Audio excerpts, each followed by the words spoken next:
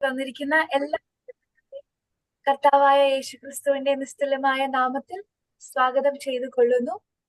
Evangelism, സുവിശേഷീകരണം എന്ന ഈ വിഷയത്തെ ആസ്പദമാക്കി പ്രിയ ലവ്ലി ആന്റി കഴിഞ്ഞ 7 ക്ലാസ്സുകൾ നമുക്കായി ഒരുക്കി അതോർത്ത് ദൈവത്തെ സ്തുതിക്കുന്നു, സ്തോത്രം ചെയ്യുന്നു. ഇന്ന് 8ാമത്തെ ക്ലാസ്സിനായി നമുക്ക് ഓരോരുത്തർക്കും കൂടി വരുവാൻ കർത്താവ് നൽകിയ അവസരത്തെ ഓർത്ത് നമുക്ക് സ്തുതിക്കാം, സ്തോത്രം ചെയ്യാം. ഇന്ന് നമുക്ക് വേണ്ടി ഒരു പാട്ട് പാടുന്നത് പ്രിയ സോനാമോളാണ്. ഇപ്പോൾ നമുക്ക് ഈ യോഗം പ്രാർത്ഥിച്ച് ആരംഭിക്കാം. പ്രാർത്ഥനയ്ക്കായി പ്രിയ കുഞ്ഞുമോൾ ജോയ് ആന്റിയെ ദൈവനാമത്തിൽ വളരെ സ്നേഹത്തോടെ ക്ഷണിച്ചുകൊള്ളും. നമുക്ക് പ്രാർത്ഥിക്കാം. പരിശുദ്ധനായ ഞങ്ങളുടെ ദൈവമേ, സ്വർഗ്ഗപിതാവേ, കർത്താവേ, ഈ നല്ല സമയത്തിനായി നന്ദിയോട് സ്തോത്രം ചെയ്ത് സ്തുതിക്കുന്നു.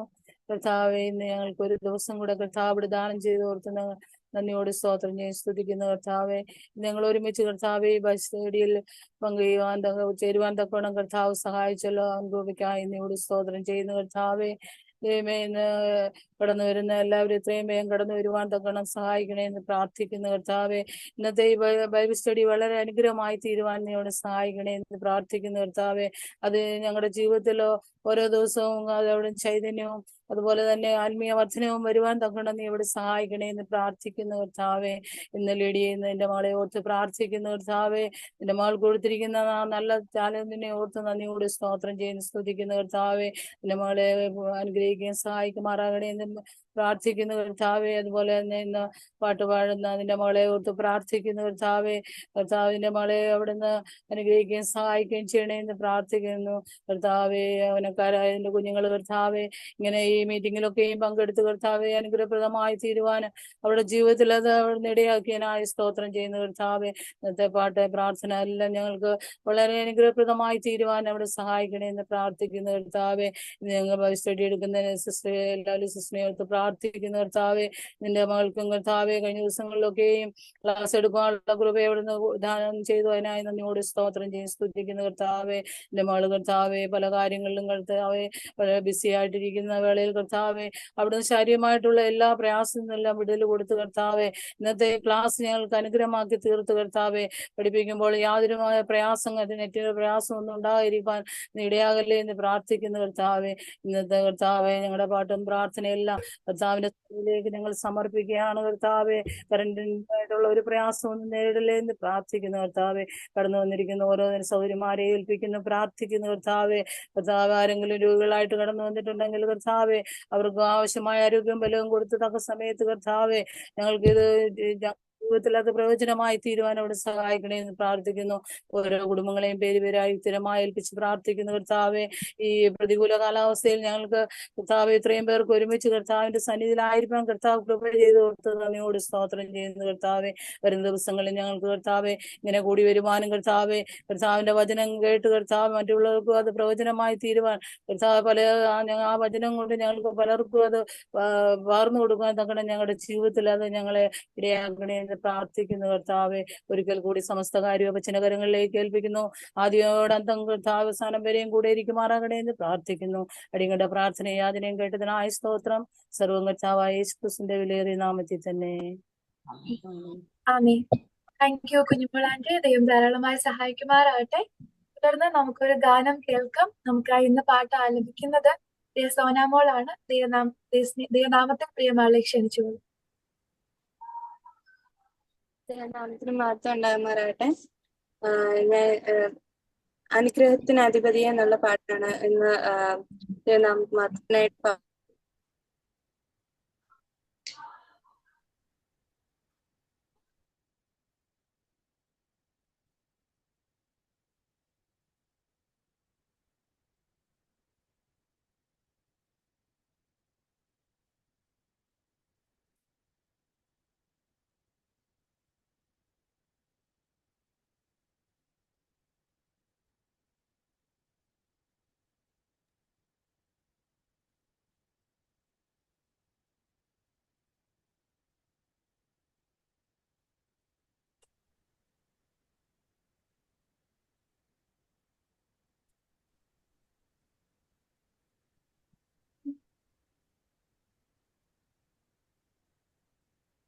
നെറ്റ് ഇഷ്യൂസ് ആണെന്ന് തോന്നുന്നു. ജോയിൻ ചെയ്തിട്ടുണ്ട്. സോനമോൾ ലെഫ്റ്റ് ആയിരുന്നു, ഒപ്പം ജോയിൻ ജോയിൻ ചെയ്യുന്നുണ്ട്. കേറിയിട്ടുണ്ട്. Yes.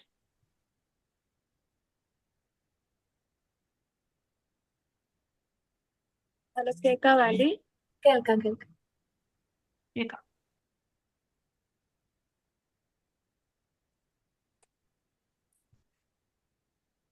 അനുഗ്രഹത്തിൻ അധിപതിയേ, ആനന്ദ കൃപാ പെരും നദിയേ, അനുഗ്രഹത്തിൻ അധിപതിയേ, ആനന്ദ കൃപാ പെരും നദിയേ, അനുദിനം നിൻ പാദം ഗീതിയേ, അടിയനു നിൻ കൃപമതിയേ, അനുദിനം നിൻ പാദം ഗീതിയേ, അടിയനു നിൻ കൃപമതിയേ, വൻവിനകൾ വന്നിടുകിൽ വലയുകയിൽ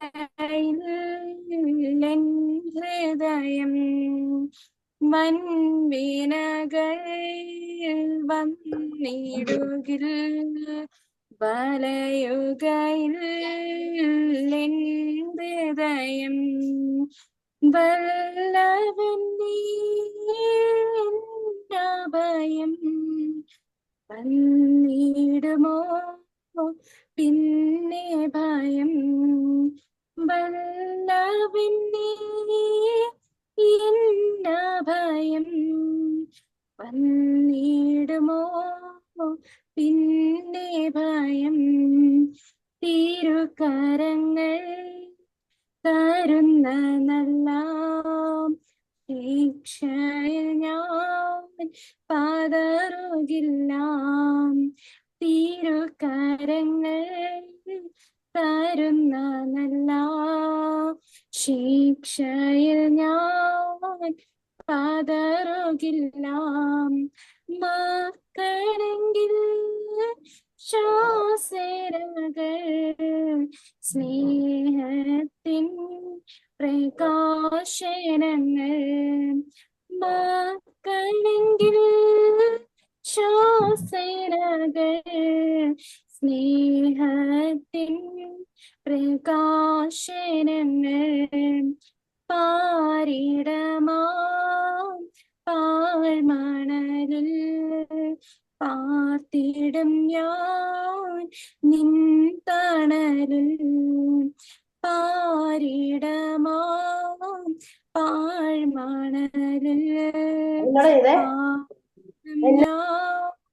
നിൻ തണലിൽ, മരണദിനം വരുമളവിൽ മറഞ്ഞിടും നിൻ മാർവിടത്തിൽ, മരണദിനം വരുമളവിൽ മറഞ്ഞിടും നിൻ മാർവിടത്തിൽ, അനുഗ്രഹത്തിൻ അധിപതിയേ, ആനന്ദ കൃപാ പെരും നദിയേ, അനുഗ്രഹത്തിൻ അധിപതിയേ, ആനന്ദ കൃപാ പെരും നദിയേ.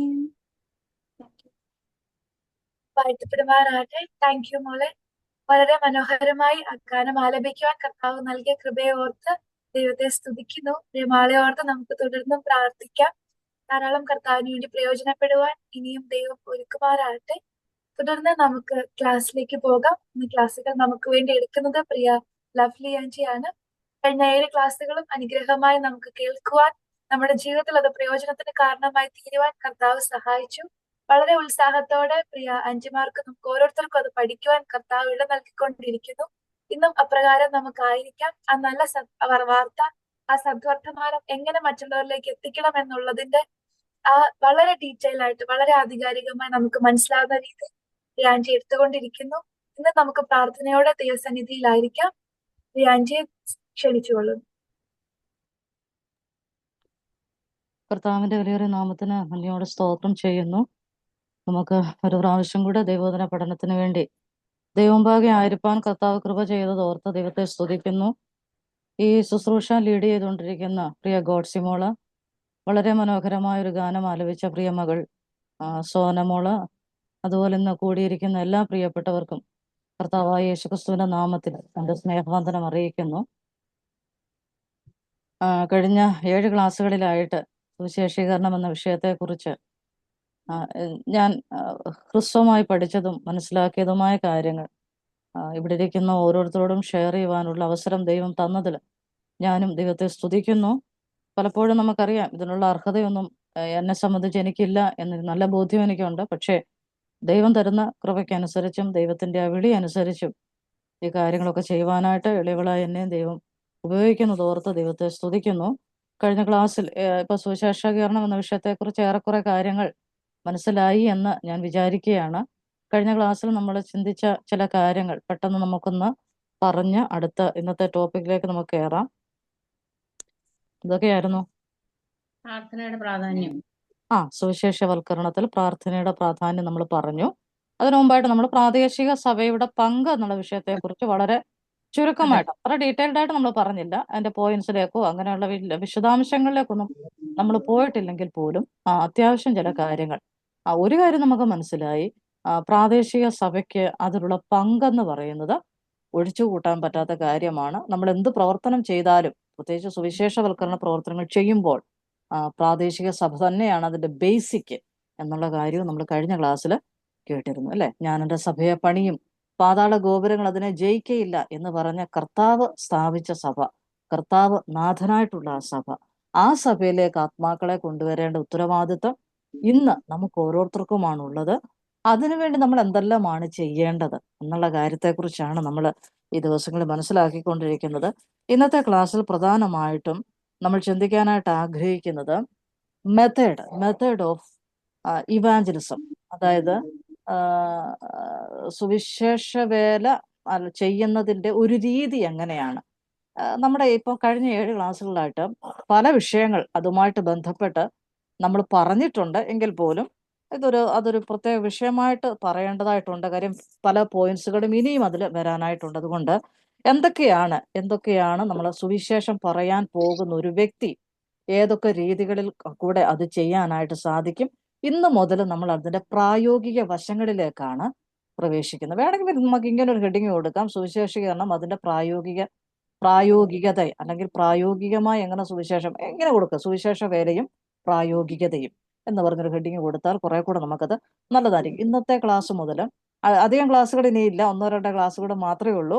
അപ്പൊ ഇനിയുള്ള ക്ലാസ്സുകൾ നമ്മൾ പ്രായോഗിക വശങ്ങളാണ് പറയുന്നത്. അപ്പോൾ ഇന്ന് അതിന്റെ തുടക്കം എന്നോണം സുവിശേഷം നമ്മൾ അറിയിക്കാൻ പോകുന്ന ചില രീതികൾ അതിന് ഉണ്ട്. അതെന്തൊക്കെയാണെന്നുള്ളത് ഞാനൊന്ന് പറയാൻ ആഗ്രഹിക്കുക. ഒരു പക്ഷേ ഇതെല്ലാം കൂടെ നമുക്ക് കൺഫ്യൂസ്ഡ് ആവരുത്. കാരണം ആദ്യത്തെ ക്ലാസ്സിൽ സുവിശേഷം പറയാൻ പോകുന്നവർക്കുണ്ടായിരിക്കേണ്ട യോഗ്യതകൾ എന്തെല്ലാമാണ്, ഇങ്ങനെയൊക്കെയുള്ള ചില വിഷയങ്ങൾ നമ്മൾ ചിന്തിച്ചിരുന്നു. അതുകൊണ്ട് ഇതെല്ലാം കൂടെ നമുക്ക് കൂടിക്കുഴയരുത്. അതുകൊണ്ടാണ് ഞാൻ പറഞ്ഞത് ഇന്ന് മുതൽ പ്രായോഗികമാക്കുന്നത് എങ്ങനെ. പ്രായോഗികം എന്ന് പറഞ്ഞാൽ എന്തുവാ? പ്രായോഗികം, പ്രാക്ടിക്കൽ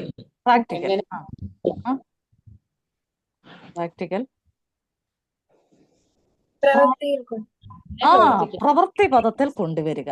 അതാണ് പ്രായോഗികം എന്നുള്ളതിന്റെ മലയാളത്തിലുള്ള മീനിങ്. പ്രവൃത്തി പദത്തിൽ കൊണ്ടുവരിക. അപ്പൊ അതാണ് നമ്മൾ ഇന്നത്തെ ക്ലാസ് മുതൽ ചിന്തിക്കാനായിട്ട് ആഗ്രഹിക്കുന്നത്. ഈ എല്ലാവർക്കും ആത്മാക്കളെ നേടണമെന്ന് ആഗ്രഹമുള്ളവരാണ്. ആത്മാക്കളെ നേടണമെന്ന് ആഗ്രഹമുള്ളവരാണ്. പക്ഷേ ഈ പ്രായോഗികമായിട്ട് അതെങ്ങനെ ചെയ്യണം, അതിനുള്ള അറിവ് പലപ്പോഴും കുറവായതുകൊണ്ട് അവർക്കത് ചെയ്യാനുള്ള ധൈര്യം പലപ്പോഴും ഇല്ല. ഞാൻ പറയുന്നത് മനസ്സിലാകുന്നുണ്ടെന്ന് വിചാരിക്കുന്നു. പ്രായോഗികമായിട്ടുള്ളത് എങ്ങനെ തുടങ്ങണം, എങ്ങനെ ചെയ്യണം, അല്ലേ? പിന്നെ എങ്ങനെയൊക്കെയാണ് നമ്മൾ അവരെ സംബോധന ചെയ്യേണ്ടത് എന്നൊക്കെയുള്ള കാര്യങ്ങളൊക്കെ അറിയാൻ പറ്റാത്തത് കൊണ്ട്, ഇപ്പം എനിക്കറിയാം, നമ്മൾ പിന്നെ പ്രവർത്തനത്തിന് പോകുമ്പം എൻ്റെ കൂട്ടത്തിലുള്ള ആൾ പറയും, മിക്കവാറും ആള് പറയും, ഉള്ള ആൾക്കാർ പറയും, അവര് പറഞ്ഞോണേ എനിക്ക് പറയാനൊന്നും അറിയത്തില്ല കേട്ടോ എന്നിങ്ങനെ പറയാറുണ്ട്. അപ്പൊ അത് ഒരുപക്ഷെ അത് ഈ പ്രായോഗിക ജ്ഞാനത്തിന്റെ ഒരു അഭാവം കൊണ്ടാണ് അതങ്ങനെ സംഭവിക്കുന്നത്. അപ്പോഴ് എന്തൊക്കെയാണ് ഇത്തരം കാര്യങ്ങളിൽ നമ്മളെ സഹായിക്കുന്ന വിഷയങ്ങൾ എന്നുള്ളത് നമുക്കൊന്ന് ഇന്നത്തെ ക്ലാസ് നമുക്ക് ചിന്തിക്കാം. ഒന്നാമതായിട്ട് നമ്മൾ കഴിഞ്ഞ ക്ലാസ് ചിന്തിച്ചു പ്രയർ, അല്ലെ? ഈ സുവിശേഷവൽക്കരണത്തില് പ്രയറിന്റെ ഇമ്പോർട്ടൻസ് ഓഫ് പ്രയർ അത് നമ്മൾ കഴിഞ്ഞ ക്ലാസ്സിൽ വിശദമായിട്ട് നമ്മൾ ചിന്തിച്ചതാണ്. അപ്പോൾ പോകുന്നതിന് മുമ്പായിട്ട് ആത്മാർത്ഥമായിട്ട് ദൈവസന്നിധിയിൽ നമ്മൾ പ്രാർത്ഥിക്കണം. നമുക്കറിയാമല്ലോ, ഏതൊരു ശുശ്രൂഷയുടെയും ആരംഭം എന്ന് പറയുന്നത്, അതിന്റെ പിന്നിലുള്ള പ്രധാനപ്പെട്ട ഘടകം എന്ന് പറയുന്നത് പ്രാർത്ഥന തന്നെയാണ്. അതൊരിക്കലും നമുക്ക് ഒഴിച്ചു കൂട്ടാനായിട്ട് സാധിക്കത്തില്ല. അപ്പം എവിടെ പോകണം, എവിടെയാണ് സുവിശേഷം അറിയിക്കേണ്ടത്, എന്താണ് സംസാരിക്കേണ്ടത്, അല്ലെങ്കിൽ നമുക്കറിയത്തില്ലല്ലോ എങ്ങനെയാണ് ആൾക്കാർ നമ്മളോട് റെസ്പോണ്ട് ചെയ്യുന്നത്, അല്ലെ നമ്മളെ എങ്ങനെയാണ് ആൾക്കാർ നമ്മളെ വെൽക്കം ചെയ്യുന്നത്, ഇതൊന്നും നമുക്കറിയത്തില്ല. അതുകൊണ്ട് വാസ്തവമായി നമ്മൾ ദൈവസന്നിധിയിൽ ഈ വിഷയത്തിന് വേണ്ടി നമ്മൾ പ്രാർത്ഥിക്കണം. കാരണം ആത്മാക്കളെ നേടുക എന്ന് പറയുന്നത് ഒരു അമാനുഷികമായ ജോലിയാണ്. ഇതൊരിക്കലും മാനുഷികമായി സംഭവിക്കേണ്ട ഒന്നല്ല. ഇറ്റ്സ് നോട്ട് സിമ്പിൾ, അല്ലെ? സുവിശേഷം അറിയിക്കുക, നമ്മൾ കഴിഞ്ഞ 6-ാമത്തെ ക്ലാസ്സിൽ 5-ാമത്തെ ക്ലാസ്സിലാണെന്ന് തോന്നുന്നു, ഒരു സുവിശേഷകൻ അല്ലെങ്കിൽ സുവിശേഷം അറിയിക്കുന്ന വ്യക്തി സുവിശേഷത്തെക്കുറിച്ച് അവർക്ക് അറിവുണ്ടാവണം, പാപത്തെക്കുറിച്ച് അവർക്ക് അറിവുണ്ടാവണം, രക്ഷയെക്കുറിച്ച് അവർക്ക് അറിവുണ്ടാവണം, നിത്യജീവനെക്കുറിച്ച് അവർക്ക് അറിവുണ്ടാവണം. ഒരു വ്യക്തി രക്ഷിക്കപ്പെട്ട് കഴിഞ്ഞാൽ അവർക്ക് ലഭിക്കാൻ പോകുന്ന നന്മകൾ എന്തൊക്കെയാണ് അതറിയണമെങ്കിൽ അവര് സഭയെക്കുറിച്ച് അറിയണം. അതുപോലെ തന്നെ അന്ത്യകാല ശാസ്ത്രം അല്ലെങ്കിൽ ആസന്ന ഭാവിയിൽ സംഭവിക്കേണ്ട കാര്യങ്ങൾ, സ്വർഗത്തിലും അതുപോലെ ഭൂമിയിലും ഒക്കെ സംഭവിക്കേണ്ട കാര്യങ്ങളെക്കുറിച്ചൊക്കെ ഈ പറയാൻ പോകുന്ന വ്യക്തി അറിഞ്ഞിരിക്കണം, അല്ലെ?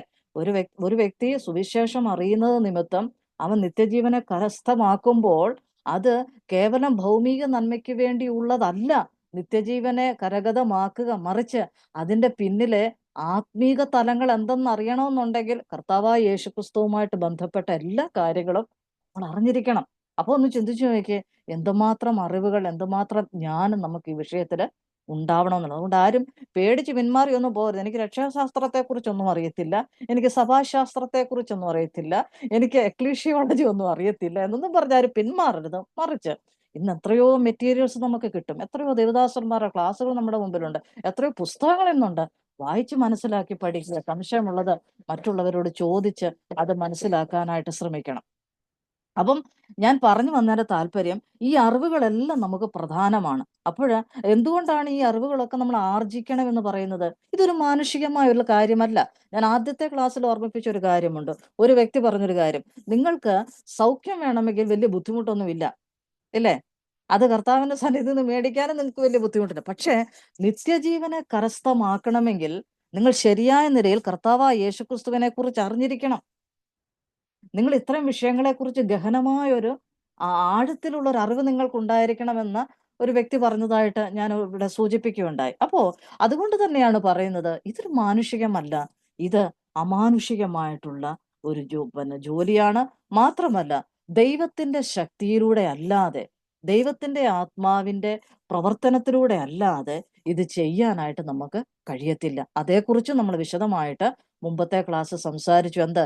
പരിശുദ്ധാത്മാവും സുവിശേഷവൽക്കരണവും. ആ വിഷയം പഠിച്ചപ്പോൾ ദൈവത്തിന്റെ പരിശുദ്ധാത്മാവിന്റെ പ്രവൃത്തിയുടെ പ്രാധാന്യവും നമ്മൾ പഠിച്ചതാണ്. അപ്പോഴ് ദൈവിക ശക്തി നമ്മുടെ മേൽ ഉണ്ടാവണം, ദൈവത്തിന്റെ ആത്മാവിന്റെ നിയോഗം നമുക്ക് ഉണ്ടാവണം. മാത്രമല്ല ദൈവവചനത്തിലുള്ള അറിവ് നമുക്ക് ഉണ്ടാവണം. ഞാൻ എന്തെല്ലാം കാര്യങ്ങളാ പറഞ്ഞത്? ഒന്ന്, ദൈവവചനത്തിലുള്ള അറിവ് നമുക്കുണ്ടാവണം. ദൈവത്തിന്റെ പരിശുദ്ധാത്മാവിന്റെ ആ ഒരു ശക്തി അല്ലെങ്കിൽ ആ ഒരു അറിവ്, പരിശുദ്ധാത്മ നിയോഗം നമുക്ക് ഉണ്ടാവണം. അപ്പോൾ പോകുന്നതിന് മുമ്പ് നമ്മൾ എന്ത് ചെയ്യണം? ആത്മാർത്ഥമായിട്ട് ദൈവസന്നിധിയിൽ പ്രാർത്ഥിക്കണം. കർത്താവേ, ഞാൻ സുവിശേഷം പറയാൻ പോവുകയാണ്, എനിക്ക് എല്ലാ സാഹചര്യങ്ങളും അനുകൂലമാക്കി തരണമേ. അല്ല, പ്രതിബന്ധങ്ങൾ വരികയാണെങ്കിൽ അതിനെ വളരെ ധൈര്യപൂർവ്വം നേരിടാനുള്ള ദൈവകൃപ എനിക്ക് തരണമേ എന്നൊക്കെ പറഞ്ഞ് വളരെ ശക്തമായിട്ട് ദൈവസന്നിധി നമ്മളെ തന്നെ സമർപ്പിച്ച് നമ്മൾ പ്രാർത്ഥിക്കേണ്ടത് വളരെ ആവശ്യമാണ്. ഇനി അടുത്ത പോയിന്റ് എന്ന് പറയുന്നത്, നമ്മൾ സുവിശേഷം അറിയിക്കാൻ പോകുന്ന വേളയിൽ കഴിവതും കുറഞ്ഞ പക്ഷം 2 പേരെങ്കിലും ചേർന്ന് പോകാനായിട്ട് ശ്രദ്ധിക്കണം. 2 പേരെങ്കിലും അപ്പം ഞാൻ കുറഞ്ഞത് 2 പേരെന്ന് പറയുമ്പോൾ ഒരു 5-6 പേര് വീതം ഒന്നും പോയി കളയരുത്. കൂടി വന്ന ഒരു 3 പേര് ആവാം. അതിലപ്പുറത്തേക്കൊന്നും നമ്മൾ പോകരുത്. നമ്മൾ സാധാരണ നമ്മുടെ ടാലന്റ് ഷോ പരിശോധനയ്ക്കൊക്കെ പറയാറില്ലേ, ഗ്രൂപ്പ് സോങ് പാടുമ്പോൾ എത്ര പേര് പാടാവും, 7 പേര് കൂടരുത്, 3 പേര് കുറയരുത് എന്നൊക്കെ പറയും. എന്ന് പറഞ്ഞ പോലെ നമുക്ക് 2 പേര് മാക്സിമം നമ്മൾ അങ്ങനെ ഒന്ന് ചെയ്യുന്നതായിരിക്കും എപ്പോഴും നല്ലത്. അല്ലെങ്കിൽ ഒരു 3 പേര്, അതിൽ കൂടുതൽ ആൾക്കാർ പോകാനായിട്ട് ശ്രമിക്കരുത്. മാത്രമല്ല, ഒറ്റയ്ക്ക് ഒരു കാരണവശാലും ഒരു വീട്ടിൽ നമ്മൾ പോകരുത്. ഒരു വീട്ടിൽ പോകുമ്പോൾ ആരെയെങ്കിലും ആ കാര്യത്തിൽ, ഈ വിഷയത്തിൽ ഒരു ദൈവിക ദർശനം പ്രാപിച്ച ഒരു വ്യക്തിയെ തന്നെ വേണം നമ്മൾ കൂടെ കൊണ്ടുപോകാനായിട്ട്. പ്രത്യേകിച്ച് അപരിചിതമായിട്ടുള്ള ഭവനങ്ങളിലും സ്ഥലങ്ങളിലും ഒക്കെ നമ്മൾ ഏകരായിട്ട് പോകുന്ന ഉചിതമല്ല. ഇനി സഹോദരിമാർ തന്നെയാണ് 2 പേര് പോകുന്നതെങ്കിൽ ചില ഏരിയ കണ്ടു കഴിഞ്ഞാൽ നമുക്ക് മനസ്സിലാകും കാര്യങ്ങൾ എന്തൊക്കെയാണെന്നുള്ളത്. അങ്ങനെയുള്ള ഏരിയകൾ കഴിവതും നമ്മൾ വിട്ട് മാറി സഞ്ചരിക്കാനായിട്ട് നമ്മൾ ശ്രമിക്കണം. അത് അതുപോലെ ഈ സഹോദരന്മാർ മാത്രമുള്ള ഇടങ്ങളിൽ നമ്മൾ കഴിവതും കയറാതിരിക്കുക. അതൊക്കെ നമ്മൾ വളരെ പ്രാക്ടിക്കലായിട്ട് നമ്മൾ ചിന്തിക്കേണ്ട വിഷയം. പ്രായോഗികമായിട്ടുള്ള കാര്യത്തിൽ വളരെ ഗൗരവമായിട്ട് നമ്മൾ കാണേണ്ട വിഷയമാണ്. സഹോദരന്മാർ മാത്രം ഉള്ളിടത്ത് അവരോട് പോയി സംസാരിക്കാനായിട്ട് കഴിവതും നമ്മൾ ശ്രമിക്കാതിരിക്കുക. ഈ പിന്നെ അങ്ങനെ ഒന്നിച്ച് നമ്മൾ പോകാനായിട്ട് ശ്രദ്ധിക്കണം. ഒരു കാര്യം ഞാൻ പറയാൻ വിട്ടുപോയി. അതായത് ആദ്യത്തെ പോയിന്റ്, പ്രാർത്ഥിക്കുക എന്ന് പറയുന്ന വിഷയത്തിൽ കർത്താവ് ഒരിക്കലും ശിഷ്യന്മാരോട് പറഞ്ഞില്ലേ, നിങ്ങൾ അവിടെ ചെല്ലുമ്പോൾ എന്ത് പറയണമെന്ന് ഓർത്ത് നിങ്ങൾ വ്യാകുലപ്പെടേണ്ട, അത് ആ സമയത്ത് ഞാൻ തരും. ആ റെഫറൻസ് എനിക്ക് അങ്ങോട്ട് കിട്ടിയിട്ടില്ല. അത് നിങ്ങൾക്ക് ആർക്കെങ്കിലും അത് ഓർമ്മയുണ്ടെങ്കിൽ എനിക്കൊന്ന് അയച്ചു തരണം. അപ്പൊ ആ ഒരു റെഫറൻസ് ആണ് ആ ഭാഗത്ത് വരുന്നത്. അത് നിങ്ങൾ നോട്ട് ചെയ്തോണം കേട്ടോ. അതുപോലെ തന്നെ ഈ 2 പേർ ചേർന്ന് പോകുന്ന ആ വിഷയം, ലൂക്കോസിന്റെ സുവിശേഷം 10-ാം അധ്യായം 1-ാം വാക്യം, നമുക്കൊരു തെളിവായിട്ട് അതാണ് സൂചിപ്പിക്കാൻ പറ്റുന്നത്. കൊച്ചു സഹോദരിമാരൊക്കെ വാക്യമൊക്കെ ഒന്ന് പെട്ടെന്ന് എടുത്ത് വായിച്ചേ. ലൂക്കോസിന്റെ സുവിശേഷം 10-ാം അധ്യായം 1-ാം വാക്യം. അനന്തരം കർത്താവ് വേറെ 70 പേരെ നിയമിച്ചു. താൻ ചെല്ലുവാനുള്ള ഓരോ പട്ടണത്തിലേക്കും സ്ഥലത്തിലേക്കും അവരെ തനിക്ക് മുൻപായി ഈരണ്ടായി അയച്ചു. ഓക്കെ, കർത്താവ് നമ്മുടെ മുമ്പിൽ കാണിച്ചു തന്ന ഒരു നല്ല മാതൃകയാണ് എന്ത്, ഈ 2 പേരെ വെച്ച് കർത്താവ് തന്റെ വേലയ്ക്കായിട്ട് അയക്കുകയാണ്. അപ്പോൾ കഴിവതും നമ്മൾ ഇത്തരം ശുശ്രൂഷയിൽ അങ്ങനെ ഒരു കാര്യം വളരെ ശ്രദ്ധിക്കണം. ഒരു കാരണവശാലും ഒറ്റയ്ക്ക് കുഴപ്പമില്ല, ആ വീട്ടിൽ ഞാൻ ഒറ്റയ്ക്ക് പോയാലും കുഴപ്പമില്ല എന്നൊക്കെ പറഞ്ഞ് സൗകര്യപൂർവ്വം ഒക്കെ അങ്ങ് നമ്മൾ ചെന്ന് കയറാനായിട്ടൊക്കെ ശ്രമിക്കാറുണ്ട്. പക്ഷെ കഴിവതും നമ്മൾ അങ്ങനെയുള്ള സിറ്റുവേഷൻസ് ഒക്കെ ഒന്ന് ഒഴിവാക്കുന്നതാണ് നല്ലത്. അടുത്ത വിഷയം എന്ന് പറയുന്നത് നമ്മുടെ വസ്ത്രധാരണം. ഞാൻ ആ വസ്ത്രധാരണം എന്നുള്ള ഒരു ഹെഡിങ് ആണ് അവിടെ കൊടുത്തിരിക്കുന്നതെങ്കിലും ഞാനത് എക്സ്പ്ലെയിൻ ചെയ്യുമ്പോൾ നിങ്ങൾക്കത് കുറെ കൂടെ മനസ്സിലാവും. അതായത് നമ്മൾ ഉപയോഗിക്കുന്ന വസ്ത്രം, മാന്യമായി വസ്ത്രം ധരിക്കുക. 3-ാമത്തെ പോയിന്റ്, മാന്യമായ വസ്ത്രം ധരിക്കുക. ഓക്കെ, മാത്യു 10:19 അല്ലേ, അതാന്ന് തോന്നുന്നു പ്രാർത്ഥിക്കുക എന്നുള്ള ഭാഗത്ത് നമുക്ക് കൊടുക്കാൻ പറ്റുന്നൊരു വാക്യം. മാത്യു 10:19. ഓക്കെ, അപ്പോഴ് മാന്യമായി വസ്ത്രം ധരിക്കുക. നമ്മളൊരു വീട്ടിൽ ചെന്ന് കയറുമ്പോൾ നമ്മൾ മുഷിഞ്ഞ വസ്ത്രവുമായിട്ട് അല്ലെങ്കിൽ വൃത്തിഹീനമായിട്ടുള്ള സാഹചര്യത്തിലൊക്കെ പോയി അവരോട് സംസാരിക്കാതെ, ഏറ്റവും നല്ല പട്ടുസാരി ഒന്നും ഉടുക്കണമെന്നല്ല പറഞ്ഞതിൻ്റെ അർത്ഥം, മറിച്ച് നമ്മളെ ആരും കുറ്റം പറയാത്ത രീതിയിലുള്ള നല്ല വസ്ത്രം ഒക്കെ ധരിച്ച് അവരുടെ വീടുകളിൽ ചെല്ലാനും, കാരണം നമ്മളെ ഉറ്റുനോക്കുന്ന സമൂഹമാണ് നമ്മുടേത് അല്ലെ. പ്രത്യേകിച്ച് സുവിശേഷം പറയുന്നവരെയും പ്രാർത്ഥിക്കുന്നവരെയും ദൈവമക്കളെയൊക്കെ വളരെ ശ്രദ്ധിക്കുന്ന ഒരു സമൂഹമാണ് നമ്മുടേത്. അതുകൊണ്ട് അങ്ങനെയൊക്കെ ഉള്ള ഭവനങ്ങളിൽ നമ്മൾ ചെല്ലുമ്പോൾ ഏറ്റവും നല്ല രീതിയിൽ നമ്മളെ അവർ കുറ്റം പറയാത്ത രീതിയിൽ, നമ്മളെക്കുറിച്ച് അവർ മോശമായിട്ട് പറയാനായിട്ട് സാഹചര്യമൊരുക്കാതെ മാന്യമായ നിലയിലുള്ള വസ്ത്രം നമ്മൾ ധരിക്കണം. പ്രത്യേകിച്ച് അതായത് പറയാനുള്ള കാരണം, നമ്മുടെ വസ്ത്രത്തിന്റെ ഈ വസ്ത്രം ബേസ് ചെയ്ത് നമ്മളെ അളക്കുന്നവരാണ് സമൂഹം. ഞാൻ പറഞ്ഞ മനസ്സിലാവുന്നുണ്ടോ? കിട്ടുന്നുണ്ടോ നിങ്ങൾക്ക്? നമ്മൾ ധരിക്കുന്ന വസ്ത്രം, അപ്പം അതിപ്പോൾ നമ്മൾ ചോദിക്കും ചുരിദാറാണോ നല്ലത്, സാരിയാണോ നല്ലത്, പിന്നെ ജീൻസ് ആണോ നല്ലത് എന്നൊക്കെ ചോദിക്കുന്നവരുണ്ട്. ചുരിദാറോ സാരിയോ അതല്ല ഇവിടുത്തെ വിഷയം. ഏറ്റവും നന്നായിട്ട് നമ്മുടെ ശരീരത്തെ വളരെ സുരക്ഷിതമായിട്ട് നിർത്തുന്ന, മറ്റൊരു വ്യക്തി നമ്മെ ചൂഷണം ചെയ്യാത്ത രീതിയിലുള്ള മാന്യമായ വസ്ത്രം നമ്മൾ ധരിക്കണം അല്ലേ. നമ്മുടെ ശരീരഭാഗങ്ങള് മറ്റൊരാൾക്ക് അരോചകത്വം വരുത്തുന്ന രീതിയിൽ, അല്ലെങ്കിൽ മറ്റൊരാൾ നമ്മളെ അനാവശ്യമായിട്ട് നമ്മളെ ചൂഷണം ചെയ്യുന്ന തരത്തിലേക്ക് നമ്മൾ വസ്ത്രങ്ങൾ ഉപയോഗിക്കാതിരിക്കുക. അത് സുവിശേഷം പറയാൻ പോകുമ്പോൾ മാത്രമല്ല, നമ്മുടെ ആത്മീയ ജീവിതത്തിന്റെ എല്ലാ തലങ്ങളിലും നമ്മൾ അതൊന്ന് ശ്രദ്ധിക്കുന്നത് ഏറ്റവും നല്ലതാണ്. കാരണം ഇപ്പം ഒരു സഹോദരിയെ കണ്ടു, അവരുടെ ശരീരത്തിലേക്ക് അതങ്ങനെ വിശദീകരിച്ചാൽ അത് വല്ലാത്ത രീതിയിലായി പോകുന്നൊരു ഭയമുണ്ട്.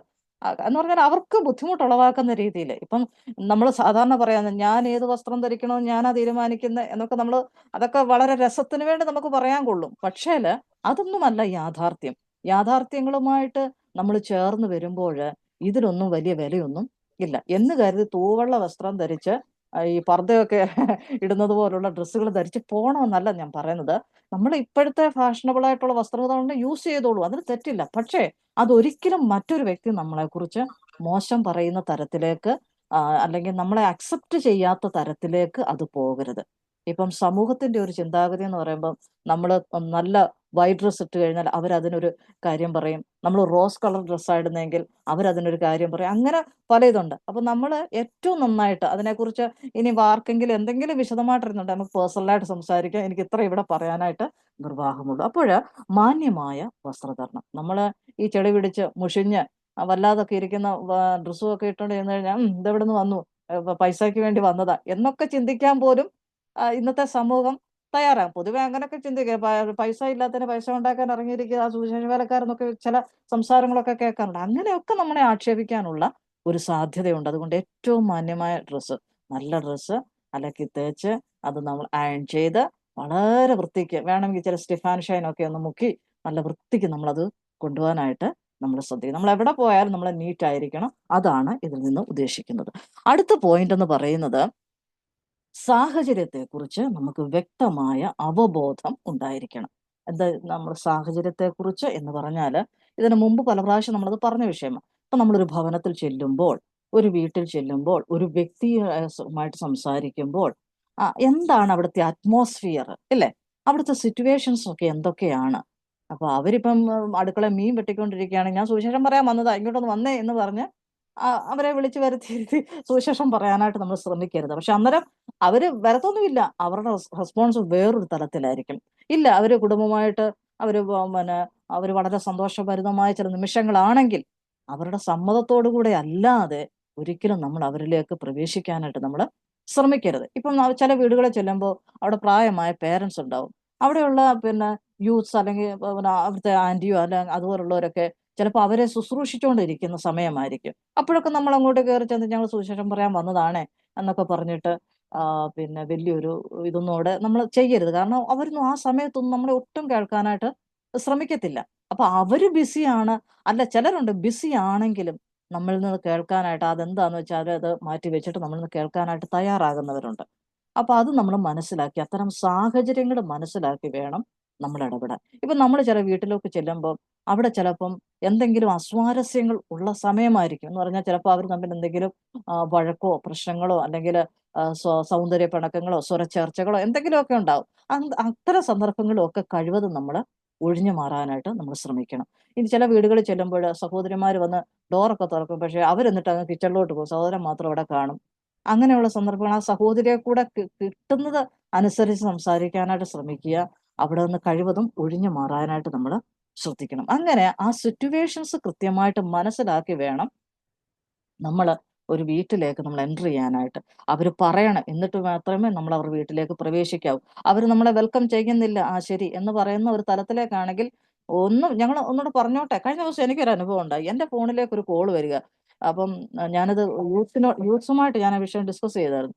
അപ്പൊ എന്നോട് പറഞ്ഞു, പ്രകാശ സഭ എന്നാ വിളിക്കുന്നതെന്ന് പറഞ്ഞു. ഞാൻ ചോദിച്ചു, പ്രകാശ സഭയോ, അതെന്തോ സഭയാ? അപ്പൊ എനിക്ക് മനസ്സിലായില്ല എന്ന് പറഞ്ഞു. പുള്ളിക്കാരി പറഞ്ഞു, അത് പ്രകാശം, വെളിച്ചം, ആ സഭയാ ഞങ്ങള്. ഞാൻ പറഞ്ഞു, വാക്കിന്റെ അർത്ഥം എനിക്ക് മനസ്സിലായി, പക്ഷെ എന്താണ് ഈ ആശയം എന്ന് എനിക്ക് മനസ്സിലാവുന്നില്ല. ഞാൻ പിന്നെ കുറെ കഴിഞ്ഞപ്പോൾ ചോദിച്ചു, അല്ല അവരെന്തൊക്കെയോ പറയുന്നു. ഞാൻ പറഞ്ഞു, അല്ല സിസ്റ്ററെ, ഞാൻ ചോദിച്ചത് നിങ്ങൾ ഏത് സഭയാണ്, നിങ്ങളുടെ ഡിനോമിനേഷൻ എന്താണ് എന്നൊക്കെ ചോദിച്ചപ്പോൾ അവരെൻ്റെ അടുത്ത് പറഞ്ഞു, ഞങ്ങൾ പിതാവ് പുത്ര പരിശുദ്ധാത്മാവാം ദൈവത്തെയാണ് ആരാധിക്കുന്നത്, അമ്മയും ഞങ്ങൾ ആരാധിക്കുന്നുണ്ട് എന്ന് പറഞ്ഞു. ഞങ്ങളിങ്ങനെ കുറെ നേരമൊക്കെ സംസാരിച്ചു, അമ്മ വണക്കത്തെ കുറിച്ചൊക്കെ സംസാരിച്ചു. ഞാൻ പറഞ്ഞു, എനിക്ക് അമ്മയെ ഭയങ്കര ഇഷ്ടമാണ്.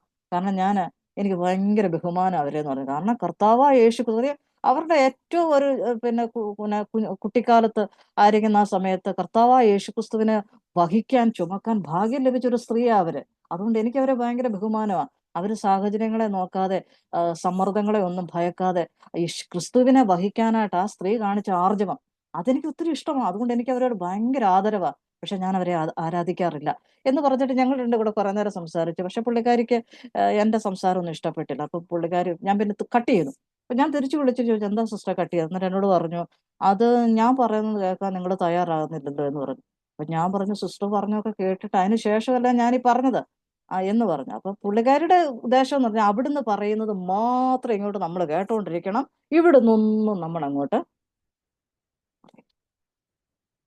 അതെവിടുത്തെ നീതിയാ അല്ലേ? അതിലേക്ക് നമ്മൾ വരുന്നുണ്ട്. അപ്പൊ ഇതൊരു പ്രധാന വിഷയമാണ്. എന്താണ്? വൃത്തിയും വെടിപ്പും, അല്ലെങ്കിൽ ഏറ്റവും നീറ്റായ ഒരു സാഹചര്യത്തെ കുറിച്ച് വ്യക്തമായ അവബോധത്തോടെ, അതായത് അവരേത് മെന്റാലിറ്റിയിലാണ്, ഞാനത് പറയാൻ വന്നേ, അവരേത് മെന്റാലിറ്റിയിലാണ് നിൽക്കുന്നതെന്ന് നമുക്കറിയാനായിട്ട് കഴിയണം. ഇന്ന് മുതൽ ക്ലാസ് കഴിവതും യൂട്യൂബിൽ അപ്ലോഡ് ചെയ്യത്തില്ല. അതുകൊണ്ട് നിങ്ങളത് കഴിവതും നോട്ടുകൾ എഴുതിയെടുക്കുക. ഇനി നമ്മളൊരു വീട്ടിൽ ചെല്ലുമ്പോൾ നമുക്കറിയാം ഈ മുസ്ലിംസിന്റെ എംബ്ലമാണ് ഇരിക്കുന്നതെങ്കിൽ കൃത്യമായിട്ട് നമുക്കത് അറിയാനായിട്ട് സാധിക്കണം. ഇപ്പൊ യേശു ക്രിസ്തുവിന്റെ പിക്ചർ വെച്ചിട്ട് ചിലർ അതിന്റെ അടിയിൽ ഒരു മെഴുകുതിരിയോ അല്ലെങ്കിൽ എന്തെങ്കിലും ഒരു ലൈറ്റോ ഒക്കെ ഇടുന്നവരുണ്ട്. അത് കാണുമ്പോൾ നമ്മൾ മനസ്സിലാക്കണം, ഒരിക്കലും ഒരു ബ്രദറൻ സഭയിലെ ഒരു സഹോദരന്റെ വീട്ടിൽ അങ്ങനത്തെ ഒരു ഇതുണ്ടാവില്ല. അത് ചിലപ്പോൾ നമ്മൾ മനസ്സിലാക്കണം, വല്ല ഓർത്തഡോക്സോ കാത്തലിക്സോ ഒക്കെ ആണെന്നൊന്ന് തരം തിരിച്ച് മനസ്സിലാക്കാൻ നമുക്ക്. അതുപോലെ നമ്മൾ ഹിന്ദുക്കളായിട്ടുള്ള സഹോദരങ്ങളുടെ ഭവനങ്ങളിൽ ചെല്ലുമ്പോൾ അതുകൊണ്ട് നമ്മൾ ചെയ്യേണ്ട എന്നാന്ന് ചോദിച്ചാൽ, ഓരോ വീട്ടിലും ചെന്ന് കയറുമ്പോഴേ അവിടുത്തെ അന്തരീക്ഷങ്ങളൊക്കെ ഒന്ന് മനസ്സിലാക്കാനായിട്ട് നമ്മൾ ശ്രമിക്കണം. അവിടെ ഇങ്ങനെയുള്ള ഏതൊക്കെ ദൈവങ്ങളെയാണ് വെച്ചിരിക്കുന്നത്, ഇതൊക്കെ നമ്മൾ അന്ന് അറിഞ്ഞാല് കുറച്ചൊക്കെ അവയർനെസ് നമുക്ക് കിട്ടും. അതനുസരിച്ച് നമുക്ക് അവരിലേക്ക് പ്രവേശിക്കാനായിട്ട് സാധിക്കും. അവിടെ ചെന്ന് വെച്ചാൽ നിങ്ങൾ ഹിന്ദുക്കളുടെ വീട്ടിൽ ചെന്ന് നിങ്ങൾ ഏത് സഭയിലാണ് പോകുന്നതെന്ന് ചോദിച്ചു കളയരുത്. കാരണം എല്ലാവർക്കും ഈ സഭയെന്നൊന്നും പറഞ്ഞാൽ അവരെ സംബന്ധിച്ച് പള്ളി എന്നുള്ളതായിരിക്കും അവർക്ക് കൂടുതൽ അറിയാവുന്നത്. അപ്പൊ ഒരിക്കലും ഞാനിത് പറയാൻ കാരണം, ഈ ഇടയ്ക്കിടയ്ക്കൊക്കെ ആണെങ്കിലും വല്ലപ്പോൾ നമ്മൾ ഒത്തിരി കാര്യങ്ങൾ ചെയ്യുന്നില്ലെങ്കിലും ഇടയ്ക്കിടയ്ക്കൊക്കെ ആണെങ്കിലും വല്ലപ്പോഴും ആണെങ്കിലും ഇങ്ങനെ പോകുന്നത് കൊണ്ട് പല കാര്യങ്ങളും മനസ്സിലാക്കിയതിന്റെ അടിസ്ഥാനത്തിലൂടെ ഞാൻ പറയുന്നത്. ഒരിക്കലും ഞാനും ഒരു ആന്റിയും കൂടെ ഒരു വീട്ടിൽ പോയപ്പം അവര് മുസ്ലിം സമുദായത്തിലുള്ളവരാ. അവരോട് ചെന്ന് ഈ ആന്റി ചോദിച്ചു, നിങ്ങൾ ഏത് പള്ളിയിലാ പോകുന്നത്? അപ്പൊ പുള്ളിക്കാരി ഞങ്ങളും പള്ളിയിലാ പോകുന്നത്. എന്നിട്ട് പള്ളിയുടെ പേര് പറഞ്ഞപ്പോഴത്തേന് ഈ ആന്റി അവിടെ ഒന്ന് ആപ്പാടെ പേടിച്ച് വിറച്ച് എന്റെ കയ്യിലൊക്കെ കയറി പിടിച്ചു. കാരണം മുസ്ലിങ്ങളാ, പേടിച്ചു പോയി. അപ്പൊ സത്യത്തിൽ ആ ഒരു എംബ്ലം അവിടെ വെച്ചിട്ടുണ്ടായിരുന്നു. അത് നമ്മൾ കയറി ചെല്ലുമ്പോഴേ അത്തരം കാര്യങ്ങൾ മനസ്സിലാക്കാനായിട്ട് ശ്രദ്ധിക്കണം. അതുപോലെ തന്നെ പട്ടിയുണ്ടോ എന്നൊക്കെ ഒന്ന് ശ്രദ്ധിച്ചേക്കണം കേട്ടോ. പട്ടിയൊക്കെ ആണെങ്കിൽ ചാടി വന്ന് നമ്മുടെ ദേഹത്തൊക്കെ വീണ് കടിക്കുകയൊക്കെ ചെയ്യും. അപ്പൊ അങ്ങനെയുള്ള സാഹചര്യങ്ങളൊക്കെ നമ്മൾ മനസ്സിലാക്കണം. അപ്പോൾ സാഹചര്യത്തെക്കുറിച്ച് എനിക്ക് ഇത് കൃത്യമായി നിങ്ങൾക്ക് മനസ്സിലാവുമെന്ന് വിചാരിക്കുകയാണ്. സാഹചര്യത്തെക്കുറിച്ച് നമുക്ക് വ്യക്തമായ അവബോധം ഉണ്ടായിരിക്കണം.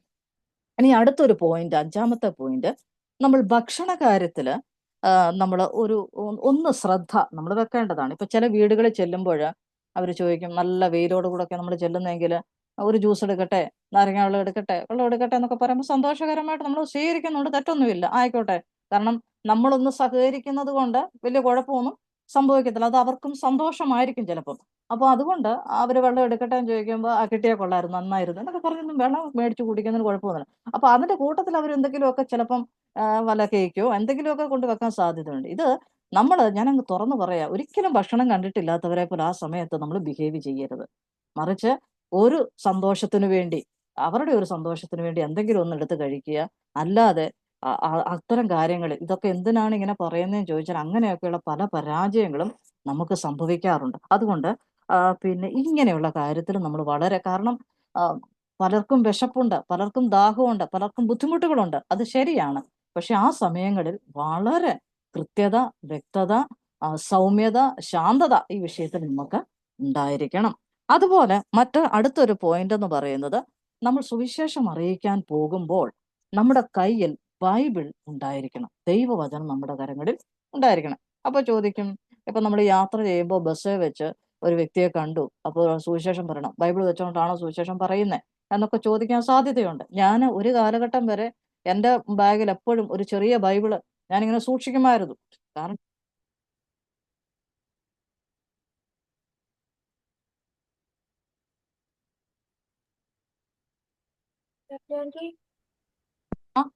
സൗണ്ട് ഇപ്പം സൗണ്ട് ഓക്കെ ഇവിടെ ഹെഡ്ഫോൺ ഒന്ന് ലൂസ് ആയതാ.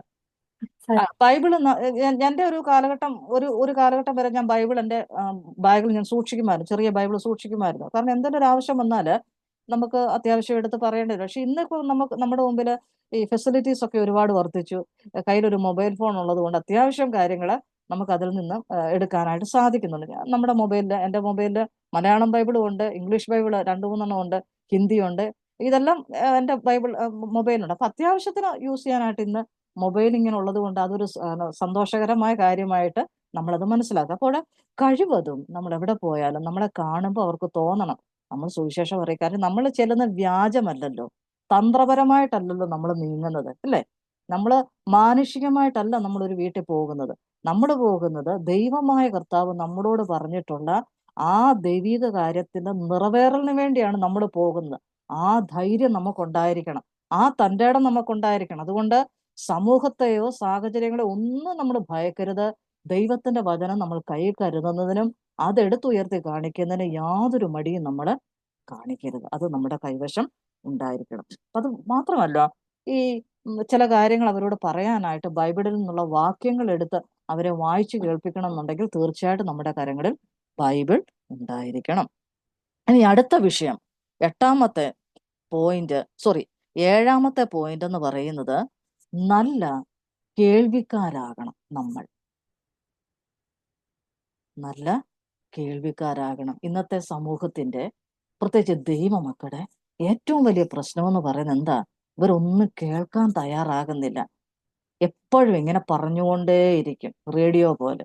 റേഡിയോ അങ്ങനല്ലേ? റേഡിയോ അവിടെ നിന്ന് ഇങ്ങനെ പറഞ്ഞുകൊണ്ടേയിരിക്കും. റേഡിയോയും ടി വി എല്ലാം അവിടെ നിന്ന് ഇങ്ങനെ പറഞ്ഞുകൊണ്ടേയിരിക്കും. നമ്മൾ എന്തെങ്കിലും പറയുന്ന അവർ കേൾക്കുന്നുണ്ടോ? വല്ല വാർത്തയൊക്കെ വരുമ്പോൾ നമ്മൾ അതിന് മറുപടി പറയും, അയ്യോ അങ്ങനെ. നമ്മൾ ഈ പറയുന്ന വല്ല റേഡിയോയോ ടി വിയോ കേൾക്കുന്നുണ്ടോ? ഒന്ന് ചിരിച്ചേ സന്തോഷമായിട്ട് ഇതൊക്കെ പറയുമ്പോ. അവരൊന്നും കേൾക്കുന്നില്ല. അതാണ് ഇന്നത്തെ നമ്മുടെ ആത്മീയരുടെ ഇടയിലെ ഒരു അനുഭവം. അതാണ്, നമുക്ക് ആരും കേൾക്കാൻ നേരമില്ല. കേട്ടാൽ തന്നെ അവരേത് കാര്യം ഏത് സെൻസിൽ പറയുന്നോ ആ സെൻസിൽ നമ്മളെ കൊണ്ട് ഉൾക്കൊള്ളാനും ഇത് രണ്ടും നമ്മളെ കൊണ്ട് പറ്റുന്നു. അതുകൊണ്ടുണ്ടാകുന്ന പരാജയങ്ങൾ എന്ന് പറയുന്നത് വളരെ വലുതാണ്. ഒന്നാമത് നമ്മൾ കേൾക്കത്തില്ല, അഥവാ ഇനി കേട്ടാൽ തന്നെ ശരിയായ നിലയിൽ നമ്മൾ കേൾക്കാറുമില്ല. ഇത് ഇന്നത്തെ സമൂഹത്തിന്റെ വലിയ പ്രശ്നമാണ്. പ്രത്യേകിച്ച് സഹോദരിമാരെ നമ്മൾ മനസ്സിലാക്കേണ്ട ഒരു പ്രധാനപ്പെട്ട കാര്യമാണ്. അപ്പോൾ നല്ല കേൾവിക്കാരാവണം. എങ്ങനെ? നമ്മൾ സംസാരിക്കാൻ ചെന്നുവെച്ച് നമ്മൾക്ക് പറയാനുള്ളതെല്ലാം പറഞ്ഞു നിർത്തിച്ച് ഐ ആം ഹാപ്പി എന്ന് പറഞ്ഞിരിക്കരുത്. അവർക്ക് പറയാനുള്ളത് മുഴുവൻ നമ്മൾ കേൾക്കണം. അവർക്ക് എന്തെല്ലാം കാര്യങ്ങൾ നമ്മളോട് പറയാം. നമ്മൾ വിചാരിക്കരുത് നമ്മളങ്ങോട്ട് ചെന്ന് കയറിച്ച് നമുക്ക് മാത്രമേ പറയാനുള്ളൂ. അല്ല, അവർക്ക് ഒരുപാട് കാര്യങ്ങൾ നമ്മളോട് ചോദിക്കാനുണ്ട്. അവരുടെ സിറ്റുവേഷൻസ് അവർക്ക് നമ്മളോട് പറയാനുണ്ട്. ഇപ്പം ഞാനൊരു കാര്യം പറയാം.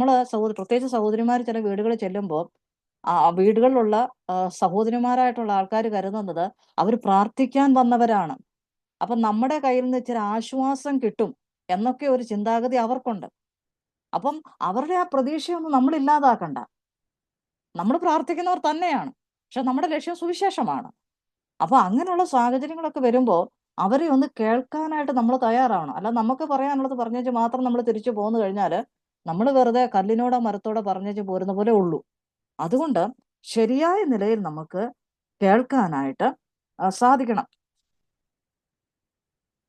അത് വളരെ ഒരു ബോറായിട്ട് അവർക്ക് തോന്നും.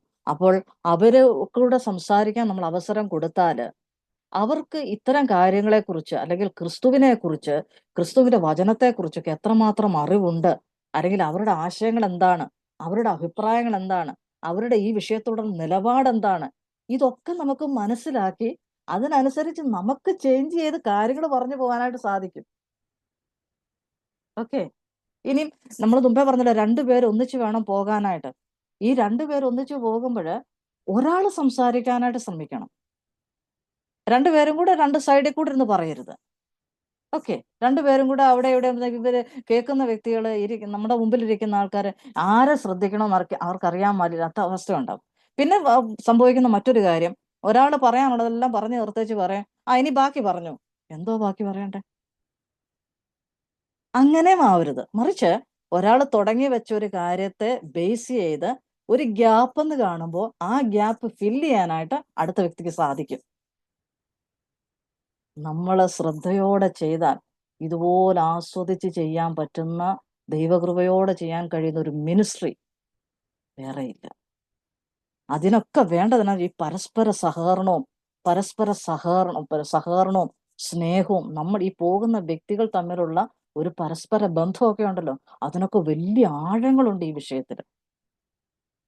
എനിക്ക് അങ്ങനത്തെ അനുഭവം ഉണ്ടായിട്ടുണ്ട്. ഒരാൾ ഇങ്ങനെ പറഞ്ഞ് മൊത്തം തീർത്തേച്ച് കർത്താവിന്റെ കാൽവരി മരണവും നിത്യത എല്ലാം പറഞ്ഞു തീർത്തേച്ച് ഇനി ബാക്കി പറയാം. ഞാൻ ഇവിടെ പറയാനാ, എന്നെ കൊണ്ട് ഒന്നും പറയാൻ പറ്റുന്നില്ല.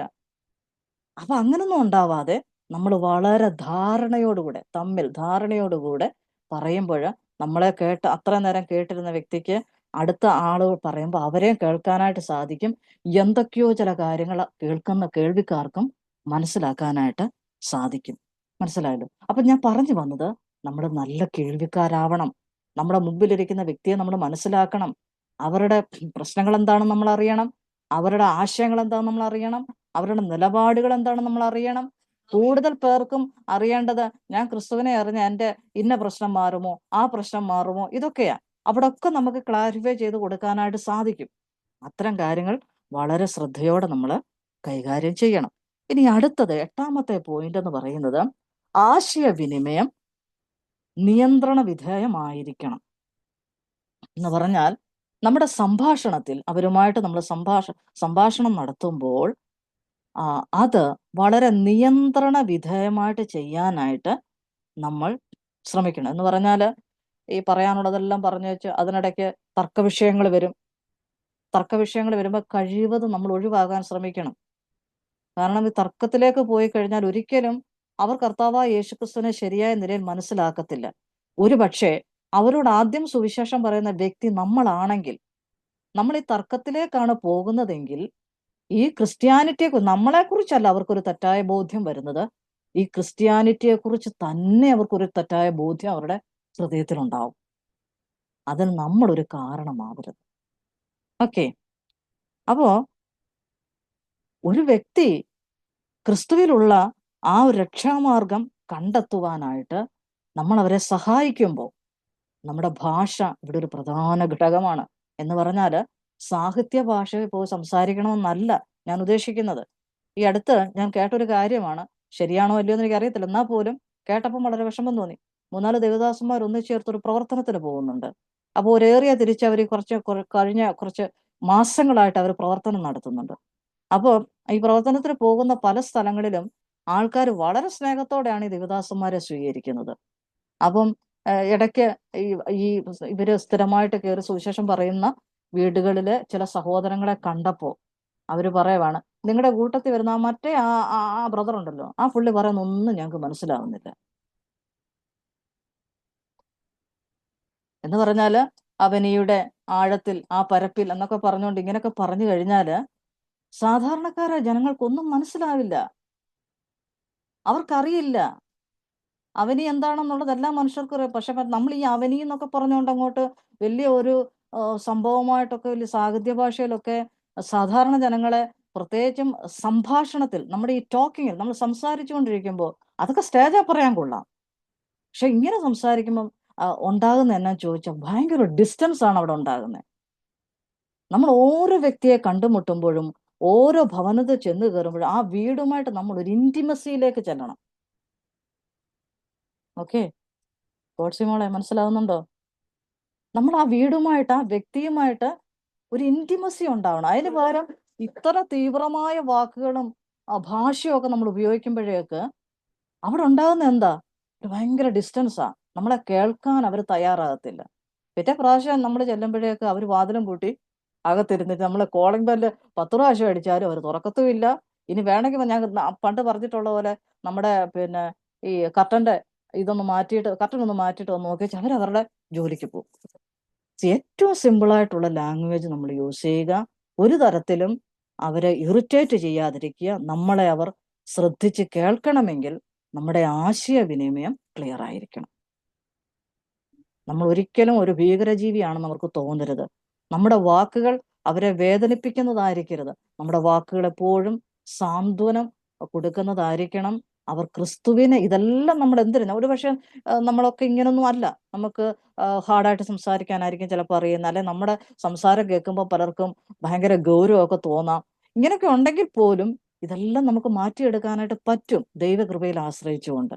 അപ്പൊ ഇങ്ങനെ നമ്മുടെ സംഭാഷണത്തിൽ നമ്മൾ വളരെ ശ്രദ്ധിക്കണം. പ്രത്യേകിച്ച് നമ്മൾ തർക്കവും വാഗ്വാദവും നമ്മൾ പൂർണ്ണമായിട്ടും ഒഴിവാക്കണം. നമ്മൾ ചില വീടുകളിലൊക്കെ ചെല്ലുമ്പോൾ ഈ ഭയങ്കര മതഭക്തിയിലൊക്കെ ജീവിക്കുന്നവരാണെങ്കിൽ അവരെപ്പോഴത്തേനും അവരുടെ അമ്മയെക്കുറിച്ചും നല്ല കാര്യങ്ങളൊക്കെ പറയും. പക്ഷെ അവിടെയൊക്കെ നമുക്ക് ശാന്തമായിട്ട് ക്ഷമയോടെ മറുപടി കൊടുക്കാനായിട്ട് സ്വാതന്ത്ര്യം. പിന്നെ പെട്ടെന്ന് അമ്മയല്ല ആദ്യം ഉണ്ടായ, കുഞ്ഞാണോ ആദ്യം ഉണ്ടായ, മോനാണ് ഉണ്ണിയല്ല മുട്ടയുടെ കാര്യമൊക്കെ പറഞ്ഞിട്ട് നമ്മൾ അവരെ കയറി ഡിപ്പെൻഡ് ചെയ്യരുത്. മറിച്ച് അവർക്ക് കാര്യങ്ങൾ മനസ്സിലാകുന്ന രീതിയിൽ നമ്മൾ അത്രയും താഴ്മയുള്ളവരായിട്ട് മാറണം. അല്ലേ? കർത്താവായ യേശു ക്രിസ്തു അല്ലേ, നമ്മൾ ഫിലിപ്പിയനകത്ത് വായിക്കുന്നില്ലേ, അവൻ സകലവും വിട്ട് ഈ താണ ലോകത്തിലേക്ക് വേഷത്തിൽ മനുഷ്യനായി തന്നെത്താൻ താഴ്ത്തി ക്രൂശിലെ മരണത്തോളം.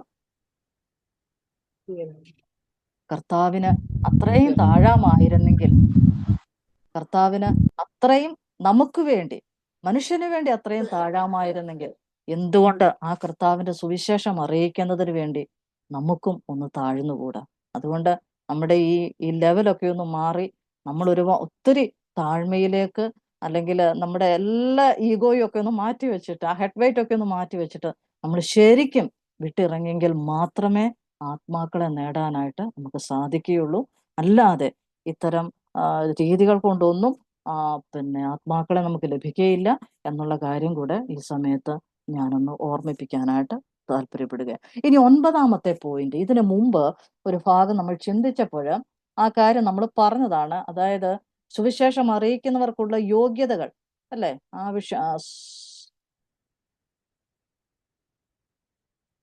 Qualities of അല്ലല്ലല്ല, അത് പറഞ്ഞ ഏതാണ്?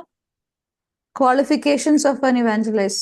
അത് Qualifications for അവിടെ അത് പറഞ്ഞപ്പോ നമ്മൾ പറഞ്ഞൊരു പോയിന്റ് തന്നെയാണ്, നമ്മൾ സന്തോഷമുള്ളവരായിരിക്കണം. yes, be of good cheer. അപ്പൊ നമ്മൾ സന്തോഷമുള്ളവർ, അതാണ് നമ്മൾ 9ാമത്തെ പോയിന്റായിട്ട് ഈ വിഷയത്തിൽ നമ്മൾ പറയുന്നത്. കൂടുതൽ വിശദീകരിക്കുന്നില്ല, അന്ന് നമ്മൾ കാര്യങ്ങൾ പറഞ്ഞാണ്. എന്ത്, നമ്മളൊരു വീട്ടിൽ ചെല്ലുമ്പോൾ ഒരു വ്യക്തിയെ കാണുമ്പോൾ ഞാനാണ് ഈ ലോകത്തിലെ ഏറ്റവും വലിയ ഭാഗ്യവാൻ, ഞാനാണ് ഈ ലോകത്തിലെ ഏറ്റവും വലിയ സന്തോഷവതി. കാര്യം എനിക്ക് പല പ്രശ്നങ്ങളും ഉണ്ട് ഇല്ലേ, എൻ്റെ ലൈഫിൽ എനിക്ക് ഒത്തിരി പ്രശ്നങ്ങളുണ്ട്, ഒരുപാട് 100ന് 150 വിഷയങ്ങൾ ഫേസ് ചെയ്യുന്ന ഒരാളാണ് ഞാൻ. പക്ഷേ ഞാൻ ക്രിസ്തുവിന്റെ സന്നിധിയിൽ ഹാപ്പിയാണ്. അതുകൊണ്ട് നമ്മൾ കണ്ടെത്തുന്ന വ്യക്തിയുടെ മുമ്പിൽ നമ്മൾ ആകെപ്പാടെ എനിക്ക് എല്ലാം പോയി എന്നും പറഞ്ഞൊക്കെ ഇരിക്കാതെ വളരെ സന്തോഷമുള്ളവരായിട്ട് വേണം. കാരണം നമ്മുടെ ഉള്ളിൽ വസിക്കുന്നത് ആരാ? ക്രിസ്തുവാണ്. ആ സന്തോഷം നമുക്ക് എപ്പോഴും ഉണ്ടാവും. ഞാൻ എപ്പോഴും നമ്മളെക്കുറിച്ച് ഓർത്ത്, ദൈവമക്കളെ ഓർത്ത് ഞാൻ ദൈവത്തെ സ്തുതിക്കാറുണ്ട്. ലോകമനുഷ്യർക്ക് കടഭാരങ്ങൾ കയറുമ്പോൾ അവർ പോയി ആത്മഹത്യ ചെയ്യും. പക്ഷെ ഇന്നും നമ്മുടെ ഇടയിൽ പലർക്കും കടഭാരങ്ങളുണ്ട്, സാമ്പത്തിക ബുദ്ധിമുട്ടുകളുണ്ട്. പക്ഷെ ആത്മഹത്യ ചെയ്യാത്തത് എന്തുകൊണ്ടാ? ദൈവത്തിന്റെ കരുണ കൊണ്ടാ അല്ലേ? അല്ലെങ്കിൽ ആ സന്തോഷം, ദൈവം നമ്മളെ വിടുവിക്കും, നമ്മളെ സഹായിക്കും. ആ ഒരു സന്തോഷവും സമാധാനവും നമ്മുടെ ഹൃദയത്തിലുള്ളത് കൊണ്ട് ഈ പൗലോസ് എഴുതിയിട്ടില്ല, സകല ബുദ്ധിയെയും കവിയുന്ന ദൈവിക സമാധാനം. അതൊക്കെ ഒന്ന് പഠിച്ചു കഴിഞ്ഞാൽ എന്തൊരു വലിയ സമാധാനം, എന്തൊരു വലിയ സന്തോഷമാ നമ്മുടെ ഹൃദയത്തിൽ ദൈവം തന്നിരിക്കുന്നത്. അപ്പൊ ആ സന്തോഷം അങ്ങനെ തന്നെ നമ്മുടെ മുഖത്ത് എക്സ്പ്രസ് ചെയ്യണം.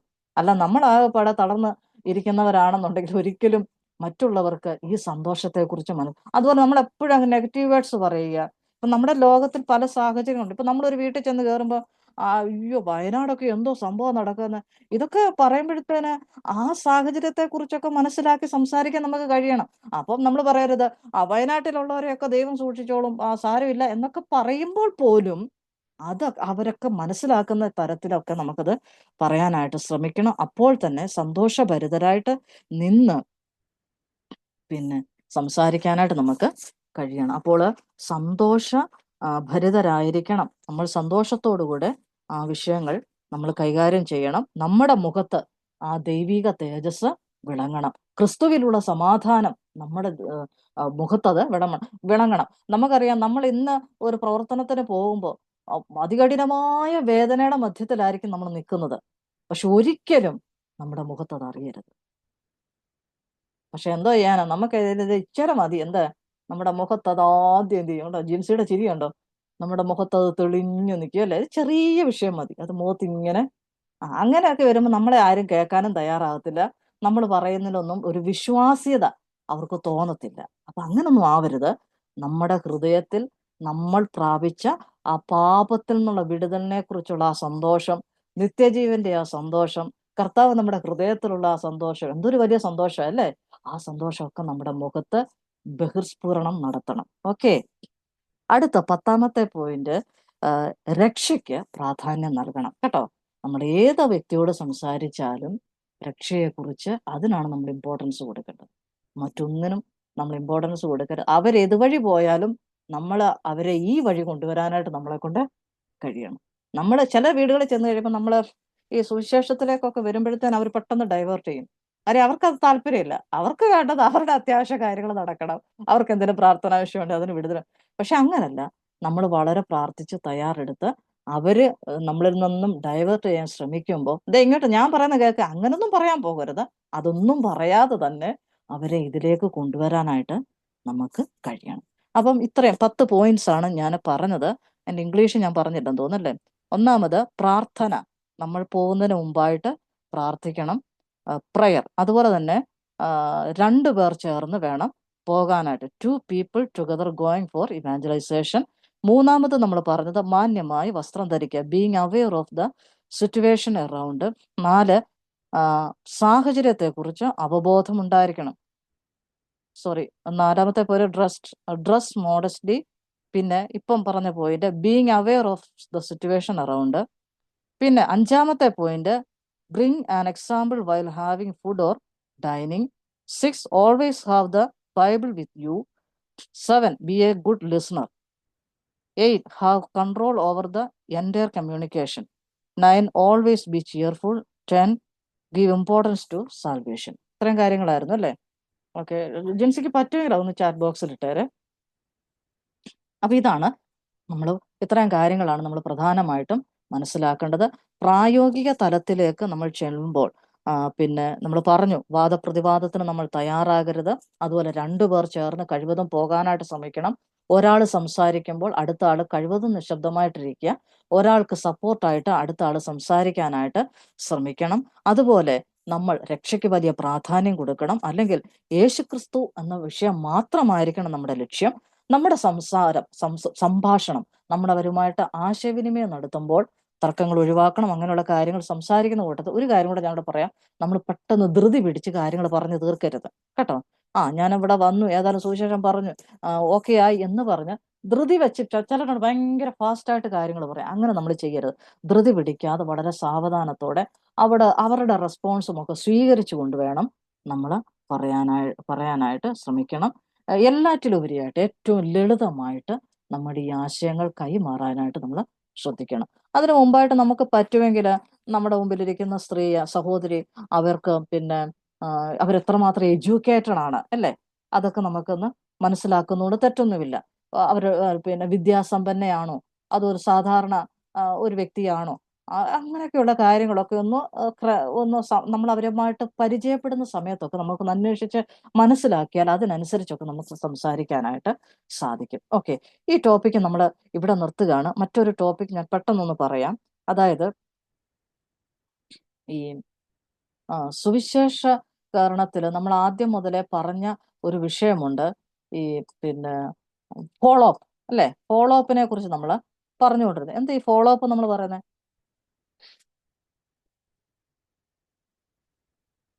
ഹലോ, ആരുമില്ല ഇവിടെ?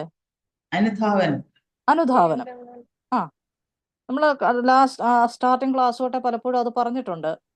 എന്താണ് നമ്മൾ സുവിശേഷം പറഞ്ഞു, ഒരു വ്യക്തി രക്ഷിക്കപ്പെട്ടു എന്ന് കരുതുക.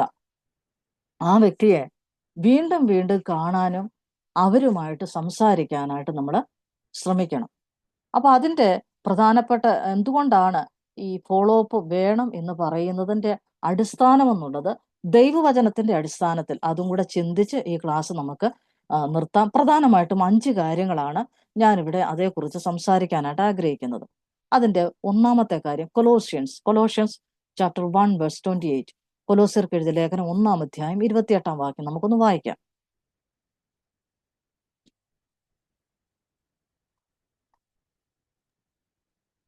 ഏത് മനുഷ്യനെയും ക്രിസ്തുവിൽ തികഞ്ഞവനായി നിർത്തേണ്ടതിന് ഏത് മനുഷ്യനെയും പ്രബോധിപ്പിക്കുകയും മതി. ഒറ്റ കാര്യം, മറ്റുള്ളവരെ, ഓരോ വിശ്വാസിയെയും അവരെ ആത്മീക പക്വതയിലേക്ക് എത്തിക്കുക എന്നുള്ള ഒരു പ്രധാന ഉദ്ദേശം ഇതിനുണ്ട്. അപ്പൊ ഒന്നാമത്തെ കാര്യം, ഇത് ജസ്റ്റ് നിങ്ങളൊന്ന് നോട്ട് ചെയ്ത് പോയാൽ മതി. ഓരോ വിശ്വാസിയും പക്വതയിലേക്ക് വരണം, ആത്മീയ പക്വതയിലേക്ക് വരണമെന്ന് ദൈവം ആഗ്രഹിക്കുന്നു. അതുകൊണ്ട് നമ്മൾ എന്ത് ചെയ്യണം? ഓരോരുത്തരെയും നമ്മൾ ഫോളോ ചെയ്യണം. ഒരാള് സുവിശേഷം കേട്ട് രക്ഷിക്കപ്പെട്ടു, അതിന് കർത്താവിന്റെ വരവിൽ അവരെടുക്കപ്പെട്ടോളും എന്നൊക്കെ പറഞ്ഞ് ആശ്വസിച്ച് വീട്ടിൽ പോയി ഇരിക്കാതെ കഴിവതും അവരെ വീണ്ടും വീണ്ടും കാണാനും അവരോട് സംസാരിക്കാനും നമ്മൾ ശ്രദ്ധിക്കണം. ഇനി അടുത്ത വാക്യം ഫസ്റ്റ് കൊരിന്ത്യൻസ് ചാപ്റ്റർ 3:6. കൊരിന്ത്യർക്ക് എഴുതിയ 1-ാം ലേഖനം 3-ാം അധ്യായം അതിന്റെ 6-ാം വാക്യം. ഞാൻ നട്ടു, അപ്പൊല്ലോസ് നനച്ചു, ദൈവം അത്രേ വളരുമാറാക്കിയത്. മതി. ആത്മീക വളർച്ചയുടെ ഉറവിടം എന്ന് പറയുന്നത് ആരാണ്? ദൈവമാണ്, അല്ലെ? നമ്മളെ വളർത്തുന്ന ആരാ? ദൈവമാ. നമ്മളെ ഉയർത്തുന്നത് ആരാ? ദൈവമാ. അപ്പം ആത്മീക വളർച്ചയുടെ ഉറവിടം ദൈവമായതുകൊണ്ട് ഇങ്ങനെ ഉള്ള ആൾക്കാരെ വളർത്തിക്കൊണ്ട് വരാനുള്ള ഒരു ഉത്തരവാദിത്വം നമുക്കുണ്ട്. അതാണ് ഈ ഫോളോ അപ്പ് എന്ന വാക്കുകൊണ്ട് നമ്മൾ അർത്ഥമാക്കുന്നത്. മറ്റൊരു കാര്യം. ഇനി 3-ാമത്തെ കാര്യം, എബ്രായർക്ക് എഴുതിയ ലേഖനം 2-ാം അധ്യായം 1-ാം വാക്യം. എബ്രായർക്ക് എഴുതിയ ലേഖനം 2-ാം അധ്യായം 1-ാം വാക്യം. അതുകൊണ്ട് നാം വല്ലപ്പോഴും ഒഴുകിപ്പോകാതിരിക്കേണ്ടതിന് കേട്ടത് അധികം ശ്രദ്ധയോടെ കരുതിക്കൊള്ളുവാൻ ആവശ്യമാണ്. മതി മോളെ. ഒഴുകിപ്പോകാനുള്ള ഒരു വലിയ സാധ്യത നമ്മുടെ മുമ്പിലുണ്ട്, അല്ലേ? അവർ നമ്മൾ എബ്രായ ലേഖനത്തിൽ വായിക്കുന്ന ഒരു വലിയൊരു വാക്കാണ്, അവർ വിട്ടുപോകുന്നതിനെ ഓർത്തപ്പോൾ മടങ്ങിപ്പോകുവാൻ ഇടയുണ്ടായിരുന്നു, ഇല്ലേ? അവർക്ക് ഇവിടെ ലഭിക്കുന്ന സുഖത്തെക്കാളും സൗകര്യത്തെക്കാളും അവിടെ ഉണ്ടായിരുന്നു. അവർ വിട്ടുപോയാല് ഇതിനെക്കാട്ട് സന്തോഷമായിട്ട് ജീവിക്കാനുള്ള സാഹചര്യങ്ങൾ ഉണ്ടായിരുന്നു. പക്ഷെ അവരത് ഓർത്തില്ല എന്നാ കാണുന്നത്. അപ്പൊ നമുക്ക് വീണു പോകാനുള്ള, വിശ്വാസത്തിൽ നിന്നും തകർന്നു പോകാനുള്ള ഒരുപാട് സാഹചര്യങ്ങൾ ഈ വിശ്വാസത്തിലേക്ക് വരുന്ന വ്യക്തികൾക്കുണ്ട്. അത് ഞാൻ പറയേണ്ട ആവശ്യമില്ല. നമ്മൾ എത്രയോ ടെസ്റ്റ് മണീസ് കേൾക്കുന്നതാണ്. ഓരോരുത്തരൊക്കെ രക്ഷിക്കപ്പെട്ട് മുമ്പോട്ട് വരുമ്പോൾ അവരുടെ വീട്ടുകാരുടെ ഭാഗത്തുനിന്ന്, നാട്ടുകാരുടെ ഭാഗത്തുനിന്ന്, അവരുടെ സമുദായത്തിന്റെ ഭാഗത്തുനിന്ന്, എന്തിനാ ദൈവമക്കളുടെ ഭാഗത്തുനിന്ന് പോലും അവർക്ക് ഉണ്ടാകുന്ന ഒരുപാട് പ്രതിസന്ധികളുണ്ട്. അപ്പോൾ അവർ വീണു പോകാനുള്ള സാഹചര്യം ഉള്ളത് കൊണ്ട് നമ്മൾ എന്ത് ചെയ്യണം? ഫോളോ അപ്പ് നടത്തണം. 4-ാമത്തെ പോയിന്റ് നമുക്ക് എബ്രായർക്ക് എഴുതിയ ലേഖനം 3-ാം അധ്യായം 12 മുതൽ 13 വരെയുള്ള വാക്യങ്ങൾ പെട്ടെന്നൊന്ന് വായിക്കാമോ മോളെ? സഹോദരന്മാരെ, ജീവനുള്ള ദൈവത്തെ ത്യജിച്ചു കളയാതിരിക്കേണ്ടതിന് അവിശ്വാസമുള്ള ദുഷ്ടഹൃദയം നിങ്ങളിൽ മതി. ബാക്കിയെല്ലാം നമ്മൾ ചിന്തിക്കേണ്ടതാണെങ്കിൽ സമയത്തിന്റെ പരിമിതി കൊണ്ട് എത്രയേ ഉള്ളൂ. ജീവനുള്ള ദൈവത്തെ ത്യജിച്ചു കളയാതിരിക്കേണ്ടതിന്, ദൈവത്തെ ത്യജിച്ചു കളയാനുള്ള സാധ്യതയുണ്ട്. ആ ദുഷ്ടഹൃദയം ഇത്തരം ആൾക്കാരിലേക്ക് പ്രവേശിക്കാനുള്ള എല്ലാ സാധ്യതയുണ്ട്. കാരണം ഇവർ രക്ഷിക്കപ്പെട്ട് കഴിഞ്ഞപ്പോൾ അന്ന് തൊട്ട് ഇവരെ നോക്കിക്കൊണ്ടിരിക്കുന്ന ഒരു വലിയൊരു സാധനം ഉണ്ട്. ആര്? സാത്താൻ. ഇവരേതെങ്കിലും നിലയിൽ വീഴ്ത്തിക്കളയാൻ വേണ്ടി. അപ്പോൾ ജീവനുള്ള ദൈവത്തെ ത്യജിച്ചു കളഞ്ഞേച്ച് ആ പഴയ അവസ്ഥയിലേക്ക് പോകാനുള്ള ഒരു സാഹചര്യം, അല്ലെങ്കിൽ അത്തരത്തിലൊരു ഹൃദയം അവരുടെ നമ്മൾ ഈ കുരുതിലേഖനം വായിക്കുന്നുള്ളൂ, സർപ്പം ഹവ്വയെ ഉപായത്താൽ ചതിച്ചതുപോലെ നിങ്ങളുടെ ഹൃദയത്തിന്റെ ഏകാഗ്രതയും നിർമ്മലതയും വിട്ട് നിങ്ങളുടെ ഹൃദയം വഷളായി പോകുമോ എന്ന് ഞാൻ ഭയപ്പെടുന്നു. ഇത് അവിശ്വാസികളോടൊന്നും അല്ല, അല്ലെങ്കിൽ ഇപ്പൊ രക്ഷിക്കപ്പെട്ട് വന്നവരോടൊന്നുമല്ല പൗലോസ് പറഞ്ഞത്. ആരോടാ പറഞ്ഞത്? കൊരിന്ത്യ സഭയിലുള്ള ദൈവജനത്തോടാ പറഞ്ഞത്. അപ്പോൾ ദൈവമക്കൾക്ക് ഇത്രയും വഷളായി പോകുന്ന ഒരു സാഹചര്യവും ഹൃദയവും കിട്ടുമെങ്കിൽ, സാധാരണ ഇപ്പോൾ വിശ്വാസത്തിലേക്ക് വന്ന വ്യക്തിയെ സംബന്ധിച്ചിടത്തോളം ഇതിനുള്ള സാധ്യതകൾ ഏറെയാണ്. അതുകൊണ്ട് നമ്മൾ എന്ത് ചെയ്യണം?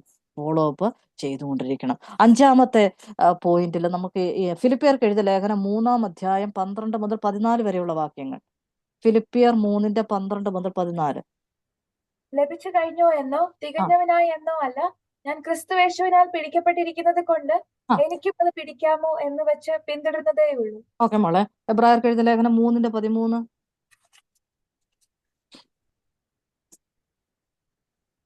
നിങ്ങൾ ആരും പാപത്തിന്റെ ചതിയാൽ കഠിനപ്പെടാതിരിക്കേണ്ടതിന് ഇന്ന് എന്ന് പറയുന്നിടത്തോളം നാൾ തോറും അന്യോന്യം പ്രബോധിപ്പിച്ചു. മതി. അപ്പോൾ ഇവിടുത്തെ വിഷയം എന്ന് പറയുന്നത്, നമ്മൾ ആദ്യം കേട്ട് ലഭിച്ചു എന്നോ തികഞ്ഞവനായി എന്നോ അല്ല, ഞാൻ ക്രിസ്തുയേശുവിനാൽ പിടിക്കപ്പെട്ടിരിക്കുന്നു, അതുകൊണ്ട് എനിക്കും പിടിക്കാമോ എന്ന് വെച്ച് ഞാൻ പിന്തുടരും. പക്ഷെ പൗലോസ് പറഞ്ഞൊരു വലിയ ഒരു ചിന്തയാത്. പൗലോസാണിത് പറയുന്നത്. എന്താണ്? ഞാനും എനിക്ക് അങ്ങനൊന്നും അഭിമാനിക്കാനില്ല. ലഭിച്ചു എന്നോ ഞാൻ നേടിയെന്നോ എനിക്ക് കിട്ടിയെന്നോ എന്നൊന്നും എനിക്ക് അഭിമാനിക്കാനായിട്ടില്ല. ഞാൻ പിടിക്കപ്പെട്ടു. ആരാൽ പിടിക്കപ്പെട്ടു? ക്രിസ്തുയേശുവിനാൽ പിടിക്കപ്പെട്ടു. അപ്പൊ അതിന് എനിക്കും അതിലേക്ക് നിലനിൽക്കാനായിട്ട് സാധിക്കുമോ ഇല്ലയോ എന്നുള്ളത് അദ്ദേഹവും പ്രയത്നിച്ചുകൊണ്ടിരിക്കുകയാണ്, പരിശ്രമിച്ചുകൊണ്ടിരിക്കുകയാണെന്നാണ് ഇവിടെ പറയുന്നത്. അതിൽ നിന്നും നമ്മൾ മനസ്സിലാക്കേണ്ട ഒരു കാര്യം, ആത്മീക വളർച്ച എന്ന് പറയുന്നത് ഒരാജീവനാന്ത പ്രക്രിയയാണ്. എന്ന് പറഞ്ഞാൽ A life long process. Spiritual growth is A life long process. അതാണ് ആത്മീയ ജീവിതം എന്ന് പറയുന്നത്. അപ്പൊ ആ ലൈഫ് ലോങ് പ്രോസസ്സിൽ ഒരിടത്തും വീഴ്ച സംഭവിക്കാൻ പാടുള്ളതല്ല. അതുകൊണ്ട് തുടക്കത്തില് അവരെ ശ്രദ്ധിക്കാനും അവരെ ആ നിലയിൽ വളർത്താനുള്ള എല്ലാ മാനദണ്ഡങ്ങളും ഉത്തരവാദിത്തങ്ങളും നമ്മുടെ ഭാഗത്തുണ്ട് എന്നുള്ള കാര്യം നമ്മൾ മറക്കരുത്. അപ്പോൾ ഫോളോ അപ്പ് എന്ന് ഞാൻ സ്റ്റാർട്ടിങ് ക്ലാസ് തൊട്ട് പറയുന്ന ഒരു വിഷയമാണ് ഈ ഫോളോ അപ്പ് എന്നുള്ളത്. അപ്പൊ ഈ ഫോളോ അപ്പ് എന്നുള്ള വിഷയത്തിൽ ഈ 5 കാര്യങ്ങൾ നമ്മൾ മനസ്സിലാക്കണം. ഞാൻ ഒന്നുകൂടെ പറഞ്ഞ് ഈ ക്ലാസ് നിർത്താം. ഒന്ന്, ഓരോ വിശ്വാസിയിലും പക്വതയിലേക്ക് വളരണമെന്ന് ദൈവം ആഗ്രഹിക്കുന്നു. God wants every believer to grow toward maturity. രണ്ടാമത്തെ പോയിന്റ്, ആത്മീയ വളർച്ചയുടെ ഉറവിടം ദൈവമാണ്. God is the source four spiritual growth. മൂന്നാമത്തെ വിഷയം, ഒരു ക്രിസ്ത്യാനി വീണു പോകാനുള്ള എല്ലാ സാഹചര്യമുണ്ട്. There is A danger of A Christian falling away. നാലാമത്തെ പോയിന്റ്, ക്രിസ്തീയ ബന്ധങ്ങളുടെ അടിസ്ഥാനത്തിലാണ് ആത്മീക വളർച്ച സംഭവിക്കുന്നത്. Growth occurs within the context of Christian relationship. 5, ആത്മീയ വളർച്ച എന്ന് പറയുന്നത് ഒരു ആജീവനാന്ത പ്രക്രിയയാണ്. Spiritual growth is A life long process. ഈ 5 കാര്യങ്ങൾ ഒരു കാരണവശാലും ഇന്നത്തെ ക്ലാസ്സിൽ പങ്കെടുക്കുന്ന ആരും മറന്നു പോകരുത്. ഞാൻ ഇങ്ങനെ ഒന്നുകൂടെ സൂചിപ്പിക്കാൻ ആഗ്രഹിക്കുക, ഇന്നത്തെ നമ്മുടെ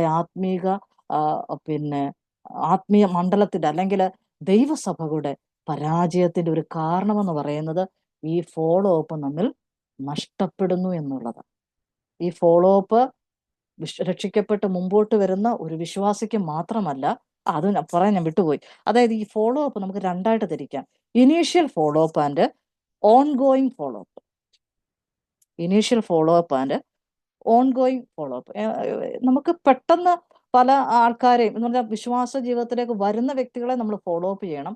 അത് മാത്രമല്ല, ഈ എബ്രായർക്ക് എഴുതിയ ലേഖനം 3-ാം അധ്യായം 13-ാം വാക്യത്തിൽ അത് നമ്മൾ വായിച്ചത്, നിങ്ങൾ ആരും പാപത്തിന്റെ ചതിയാൽ കഠിനപ്പെടാതിരിക്കേണ്ടതിന് ഇന്ന് എന്ന് പറയുന്നിടത്തോളം നാൾ തോറും അന്യോന്യം പ്രബോധിപ്പീനെന്ന്. അപ്പൊ അത് പുതിയ വിശ്വാസിക്ക് വേണ്ടി മാത്രമുള്ളതല്ല ഈ ഫോളോ അപ്പ്. ഇനി അതിനെക്കുറിച്ച് മനസ്സിലാക്കണം. നമ്മൾ ഡിസൈപ്പിൾഷിപ്പ് ഉള്ള അങ്ങനെയുള്ള വിഷയങ്ങളൊക്കെ നമ്മൾ പഠിക്കുമ്പോൾ അത് നമുക്ക് കൂടുതൽ മനസ്സിലാക്കാം. ഇപ്പൊ എന്ന് പറഞ്ഞാൽ ഡെയിലി എന്ന് പറഞ്ഞാൽ ഇന്നും നമ്മൾ മരിക്കുന്നവരെ നമ്മുടെ വിശ്വാസികളുമായിട്ട് തമ്മിൽ ആ ഒരു ഫോളോ അപ്പ് നമുക്ക് നടത്താനായിട്ട് സാധിക്കും. നമ്മളവിടെ എത്ര ഭാഗങ്ങളിൽ കർത്താവ് പറയുന്നുണ്ട്, നിങ്ങൾ അന്യോന്യം പ്രബോധിപ്പീൻ, തമ്മിൽ ഭാരങ്ങളെ ചുമപ്പീൻ, അല്ലേ?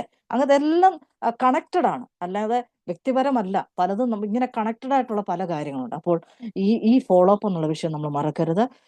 ഇന്നത്തെ ക്ലാസ്സിൽ പങ്കെടുത്ത എല്ലാവരോടും നന്ദി പറയുന്നു. നിങ്ങളുടെ എല്ലാവരുടെയും പ്രാർത്ഥനയ്ക്ക് നന്ദി. കർത്താവ് നമ്മെ എല്ലാവരെയും സഹായിക്കട്ടെ. ആന്റി, ദൈവനാമം വാഴ്ത്തപ്പെടുമാറാകട്ടെ. സുവിശേഷീകരണവും പ്രായോഗികതയും എന്ന വിഷയവും അതോടൊപ്പം തന്നെ ഫോളോ അപ്പ് എന്നുള്ളൊരു വിഷയത്തെ നമുക്ക് ഇന്ന് പഠിക്കുവാൻ കർത്താവ് കൃപ നൽകി. അപ്രകാരം നമ്മുടെ ജീവിതത്തെ ക്രമീകരിക്കുവാൻ, നമുക്ക് അപ്രകാരം നമ്മുടെ ജീവിതത്തിൽ കാര്യങ്ങൾ കൊണ്ടുവരുവാൻ ഒക്കെ കർത്താവ് കൃപ തരട്ടെ. ഇഹലോകത്തിൽ നോക്കുമ്പോൾ ഓരോ ജോലിക്കും ഓരോ ഗൈഡ് ലൈൻസ് ഒക്കെ ഉള്ളതുപോലെ ഇതും എത്രയോ വലിയൊരു ശുശ്രൂഷയും എത്രയോ വലിയൊരു ഉത്തരവാദിത്വം ജോലിയുമാണ് കർത്താവ് നമ്മെ ഏൽപ്പിച്ചിരിക്കുന്നത്. അതിന്റെ മാന്യതയോടെ ആ ഒരു വളരെ ഉത്തരവാദിത്വത്തോടെ നമുക്ക് ആ ശുശ്രൂഷ ചെയ്യുവാൻ കർത്താവ് കൃപ നൽകട്ടെ. വളരെ സിമ്പിളായിട്ട് നമുക്ക് കാര്യങ്ങൾ പറഞ്ഞു തരുവാൻ ആന്റിയെ കർത്താവ് ബലപ്പെടുത്തുന്നതോർത്ത് ദൈവത്തെ സ്തുതിക്കുന്നു, സ്തോത്രം ചെയ്യുന്നു. പാട്ടുപാടിയ പ്രിയ സോനാമോളെയും ദൈവം അനുഗ്രഹിക്കുമാറാകട്ടെ. ഇപ്പോൾ നമുക്ക് ഈ ശുശ്രൂഷ പ്രാർത്ഥിച്ച് അവസാനിപ്പിക്കാം. പ്രാർത്ഥനയ്ക്കായി എൽസി ആന്റിയെ വളരെ സ്നേഹത്തോടെ ക്ഷണിച്ചു പോകും.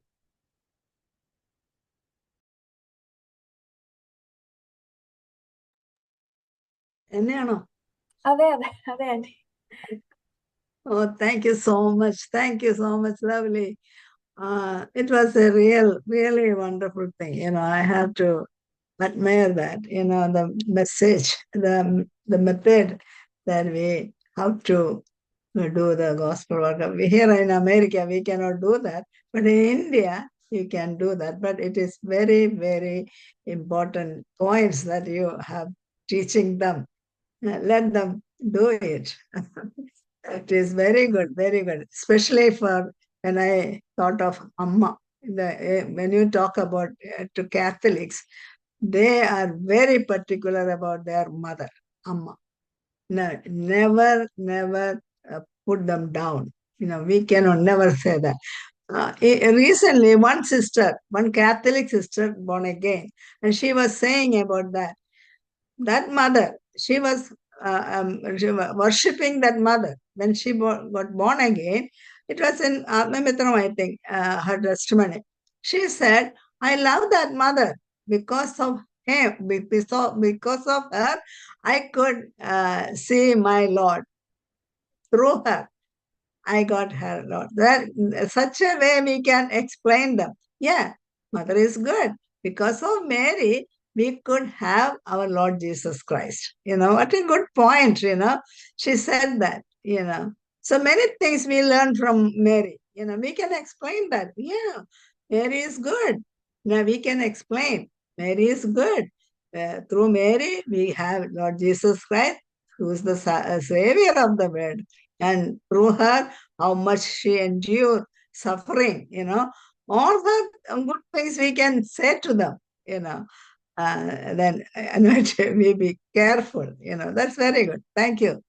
And for the dress, our appearance, people ask, even sari or so I was saying before sari it was chatte mundu aayirunnu. Then it turned to sari. And there is nothing that we have to wear sari. It should be modest. That's a very good point you say, modest. Cover up, even if you dress, even chudida, even sari, 40,000 rupees sari, but all the mayrum, porum, ellam, portaki, that is not modest. That is not modest.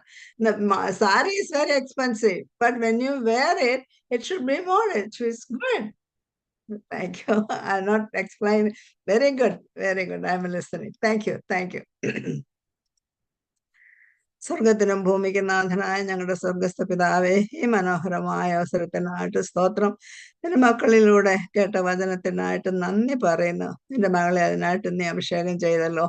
എത്ര മനോഹരമായ വാക്യങ്ങളാണ്, എത്ര അത്ഭുതമായ, അർത്ഥവത്തായ വാക്യങ്ങളാണ് നിന്റെ വചനത്തിലുള്ളത്. പെറുക്കിയെടുത്ത് നിരത്തി വെച്ച് നിന്റെ മക്കളോട് പറയുവാൻ തക്കവണ്ണം നിന്റെ മകളെ ബലപ്പെടുത്തിയതിനാൽ നന്ദി പറയുന്നു കർത്താവെ. നന്ദിയോടെ സ്തോത്രം ചെയ്യുന്നു. ഞങ്ങൾ സഹോദരിമാർക്ക് ചെയ്യാവുന്ന ശുശ്രൂഷകളാണ്. നിന്റെ മക്കൾ ഈരണ്ടായിട്ട് ഓരോ ഭവനങ്ങളിലേക്ക് കടന്നു ചെല്ലുമ്പോൾ വളരെ സൂക്ഷിച്ച് നിന്റെ വചനം പറയുവാൻ, നിന്റെ സുവിശേഷം പറയുവാൻ ഏക ഉദ്ദേശം അവരുടെ രക്ഷയാണ്. എന്നാൽ അതിൽ ശ്രദ്ധിക്കേണ്ട പല കാര്യങ്ങളുണ്ട്. അതറിയാതെ ചിലർ അബദ്ധങ്ങൾ ചെയ്യുന്ന മൂലമാണ് എതിർപ്പുകളൊക്കെ ഉണ്ടാകുന്നത്. അങ്ങനെ വരാതിരിപ്പാൻ തക്കോണം ഇന്നത്തെ വചന പഠനം സഹോദരിമാരെ നീ സഹായിച്ചതിനാൽ നന്ദിയോടെ സ്തോത്രം ചെയ്യുന്നു കർത്താവേ. സ്തോത്രം, സ്തോത്രം. ഞങ്ങളുടെ സഹോദരിമാർക്ക് കൊടുത്തിരിക്കുന്ന താലന്തുകൾക്കായിട്ട് നന്ദി പറയുന്നു കർത്താവേ. ഓരോ സഹോദരിമാരെയും, പാട്ടുപാടിയ സഹോദരിയെയും പ്രാർത്ഥിച്ച സഹോദരിയെയും ഇതിൽ പങ്കെടുത്ത ഓരോരുത്തരെയും തൃപ്പാത്ത് ഞങ്ങൾ സമർപ്പിക്കുന്നു. കേട്ട വചനത്തിന്റെ മുമ്പാകെ തന്നെ താഴ്ത്തുവാനും അത് പഠിച്ച് അത് പ്രായോഗികമാക്കുവാനും ചില ദേഹികൾ മാനസാന്തരപ്പെടുവാൻ ഇടയാകണമേ കർത്താവേ. ഞങ്ങൾക്ക് എതിർപ്പുകൾ പലതുമുണ്ട്. അത് നിന്റെ വചനത്തിലൂടെ കേൾപ്പിച്ച എല്ലാ വചനത്തിനായിട്ട് നന്ദിയോടെ സ്തോത്രം ചെയ്യുന്നു. ലേഖനത്തിൽ പറഞ്ഞിരിക്കുന്ന പോലെ അവിശ്വാസമുള്ള ദുഷ്ടഹൃദയം ഞങ്ങൾക്ക് ഉണ്ടാകാതിരിക്കാൻ തക്കവണ്ണം വിശ്വാസത്തോടുകൂടെ തന്നെ, പ്രാർത്ഥനയോടുകൂടെ തന്നെ ആരംഭിച്ച് നിന്റെ വചനം ഘോഷിക്കുവാൻ തക്കവണ്ണം നിന്റെ മക്കളെ നീ സഹായിക്കണമേ എന്ന് പ്രാർത്ഥിക്കും. ബുദ്ധിയോടുകൂടെ ആ 10 പോയിന്റുകൾ, എത്ര പോയിന്റുകളെല്ലാം ആ സഹോദരി പഠിപ്പിച്ചുവോ അതെല്ലാം ഓരോന്നോരോന്നായി വീട്ടിൽ പോയിരുന്ന് പഠിക്കുന്നതിനും പാലിക്കുന്നതിനും നിന്റെ മക്കൾക്ക് നീ സഹായിക്കണമേ. ഈ ദിവസങ്ങളിലൊക്കെ നിന്റെ വരവിന്റെ നമുക്ക് ആ ലക്ഷണങ്ങളൊക്കെ ഞങ്ങൾ കണ്ടുകൊണ്ടിരിക്കുകയാണ്. നിന്റെ വരവ് താമസിക്കുന്നത് ഇനിയും അനേകർ മാനസാന്തരപ്പെടാനുണ്ട്. ഞങ്ങളുടെ സഹോദരിമാരുടെ പ്രവർത്തനങ്ങൾ മൂലം ചില ദേഹികൾ മാനസാന്തരപ്പെടുവാൻ നീ സഹായിക്കണമേ. ഈ പ്രവർത്തനത്തെ നീ പൂർവാധികം അനുഗ്രഹിക്കുക, അത് വിസ്താരമാക്കി അനേക സഹോദരിമാർക്ക്, യുവ സഹോദരിമാർക്ക്, പ്രായമുള്ളവർക്കും ചെറുപ്പക്കാർക്കും എല്ലാം അനുഗ്രഹ വിഷയമായി തീരുവാൻ തക്കോണം സഹായിക്കണമേ. പ്രത്യേകിച്ച് സിസ്റ്റർ ലവ്ലി ഓർത്ത് സ്തോത്രം ചെയ്യുന്നു. നിന്റെ മകൾക്ക് കൊടുത്തിരിക്കുന്ന മൾട്ടി ടാലന്തുകൾക്കായിട്ട് നന്ദി പറയുന്നു. നിന്റെ മകൾ അതെല്ലാം പ്രയോഗിക്കുന്നുണ്ട്. നല്ല നിന്റെ നാമമഹത്വത്തിനായിട്ട് അനേകർക്ക് അതിശയ വിഷയമായിട്ട് അനേക അനുഗ്രഹമായി തീരുവാൻ സഹായിക്കണമേ. ഇതിന്റെ ഭാരവാഹികളെയൊക്കെ ഓർത്ത് പ്രാർത്ഥിക്കുന്നു. കുഞ്ഞുങ്ങളെയും എല്ലാവരെയും തൃപ്പാത്ത് സമർപ്പിക്കുന്നു. ഇന്നത്തെ വചന പഠനം ഞങ്ങൾക്ക് അനുഗ്രഹമാക്കി തീർത്തുകൊണ്ട് സ്തോത്രം. പരിശുദ്ധാത്മാവ് ഞങ്ങളോട് ഇടപെട്ടതുകൊണ്ട് സ്തോത്രം. തുടർന്ന് ഞങ്ങളത് അയവിറക്കിക്കൊണ്ട് ഞങ്ങളുടെ ജീവിതത്തിൽ അത് പ്രയോജനപ്പെടുത്താൻ സഹായിക്കണം. പ്രാർത്ഥന കേട്ടുകൊണ്ട് സ്തോത്രം. കർത്താവായ യേശുക്രിസ്തുവിന്റെ വിലയേറിയ നാമത്തിൽ തന്നെ. ആമേൻ. Amen. Thank you, Elsie Auntie. Thank you. And God see, I love to see you. Now she is such a talented girl, Her message was very good. Bible study, I was wondering. I was thinking, there are multi-talented girls among us, In my time, I always tell you, when I was young, I was in Kerala. I never had this type of opportunities. I learned from my family, from my Sunday school, from my church. That's all. Then I went to TMM Hospital to study. There also I got some. That's it. Nothing else. But God bless me. നമ്മുടെ ഇടയിൽ ഇതുപോലെ മിടുക്കരായിട്ടുള്ള കുറെ കുഞ്ഞുങ്ങളുണ്ട്. അപ്പൊ അവരെ അങ്ങനെ കൊണ്ടുവരേണ്ട ഒരു ഉത്തരവാദിത്വം നമുക്കുണ്ട്. കാരണം അവര് ഗോഡ്സിയൊക്കെ വളരെ ഡിഫറെന്റ് ആയിട്ട് ചിന്തിക്കാൻ കഴിയുന്ന കുട്ടികളാണ്. സോനമോൾ ഇവിടെ ഇരിപ്പുണ്ട്. അതുപോലെ കുറെ കുഞ്ഞുങ്ങളുണ്ട് നമുക്ക്. അവരെല്ലാം വളരെ ഡിഫറെന്റ് ആയിട്ട് ചിന്തിക്കാൻ കഴിവുള്ളവർ. അപ്പൊ അവർക്കുള്ള ഓപ്പർച്യൂണിറ്റീസ് ഒരുക്കി കൊടുക്കേണ്ടത് നമ്മുടെ ഉത്തരവാദിത്വമാണ്. തന്നെയല്ല മോളെ, എതിർപ്പുകളുണ്ട് കേട്ടോ. ഈ ബ്രദറൻ സമൂഹത്തില് സഹോദരിമാർ എന്തെങ്കിലും ചെയ്താൽ ഉടനെ അതിന് എതിർപ്പുണ്ട്. ഞാൻ ലേഖനങ്ങൾ എഴുതുന്നതിന് വരെ എതിർത്തവരുണ്ട്. ലേഖനങ്ങൾ എഴുതുന്നതിന് എതിർത്തവര്. അപ്പൊ ഒന്ന് ഓർത്ത് നോക്കി, ഈ ഒന്നും പറയണ്ട, അതൊന്നും നമ്മൾ കണക്കാക്കണ്ട കേട്ടോ. ദൈവം നമ്മുടെ കയ്യിൽ തന്നിരിക്കുന്ന താലന്തുകളെ കൊണ്ട് നമ്മൾ വ്യാപാരം ചെയ്യുക. നമ്മൾ കണക്കെടുക്കേണ്ടത് നമ്മുടെ കർത്താവിനാണ്.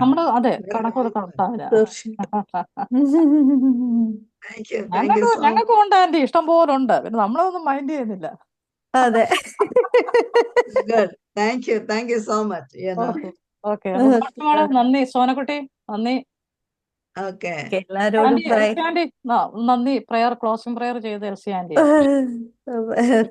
ശരി, നമുക്ക് കാണാം ഇടയ്ക്ക്. വെനസ്ഡേ ഈവനിങ് നമുക്ക് മീറ്റിംഗ് ഉണ്ട്. I love your smiling face, Young girl, I love to see you all. That's why even everybody is saying that, oh, Elsie Auntie every undu, ella Zoom il undu. Why I am coming? I have plenty of time. I want to learn. Today I learned many things from you. I learned. It is not that I have everything. No, I don't know. I have to learn more and more. Then I have to practice it. When I say something, when I talk to people, I have to learn these things, I have to learn. Yes. It is not that, don't think that I became old, even I am old. No. I have to learn. Yes, learning never stops. Thank you so much. Aunty, Wednesday evening meeting മീറ്റിംഗ് ഉണ്ട്. Wednesday evening അല്ലേ? 7 PM. നിങ്ങൾക്ക് നിങ്ങളുടെ ഇവിടെ evening Indian time. അതാണ് എനിക്ക് time എപ്പോഴും confuse ആയി പോകും. ചിലപ്പോ വെൻസ്ഡേ നിങ്ങളുടെ ഈവനിങ്, ഞങ്ങൾക്ക് ഇവിടെ മോർണിംഗ്. ബ്രേക്ക്ഫാസ്റ്റ് ഒക്കെ കഴിച്ച് കയറാൻ തോന്നുന്നല്ലേ ആ സമയത്ത്? I get up at 5 o'clock every day. Early morning 5 o'clock I get up every day. Even if I go to sleep 11 o'clock, still I get up. I do my meditation. I have plenty of time, nothing else to do. They don't allow me to do anything in this house. So I have a room, private room. I have everything here, me and my Lord. We both together sit and talk and, do things. Pray. I have plenty of time to pray and talk. Thank you. Okay, auntie. Thank you so much. Thank you, Margaret. Thank you so much. Bye. Bye. Bye.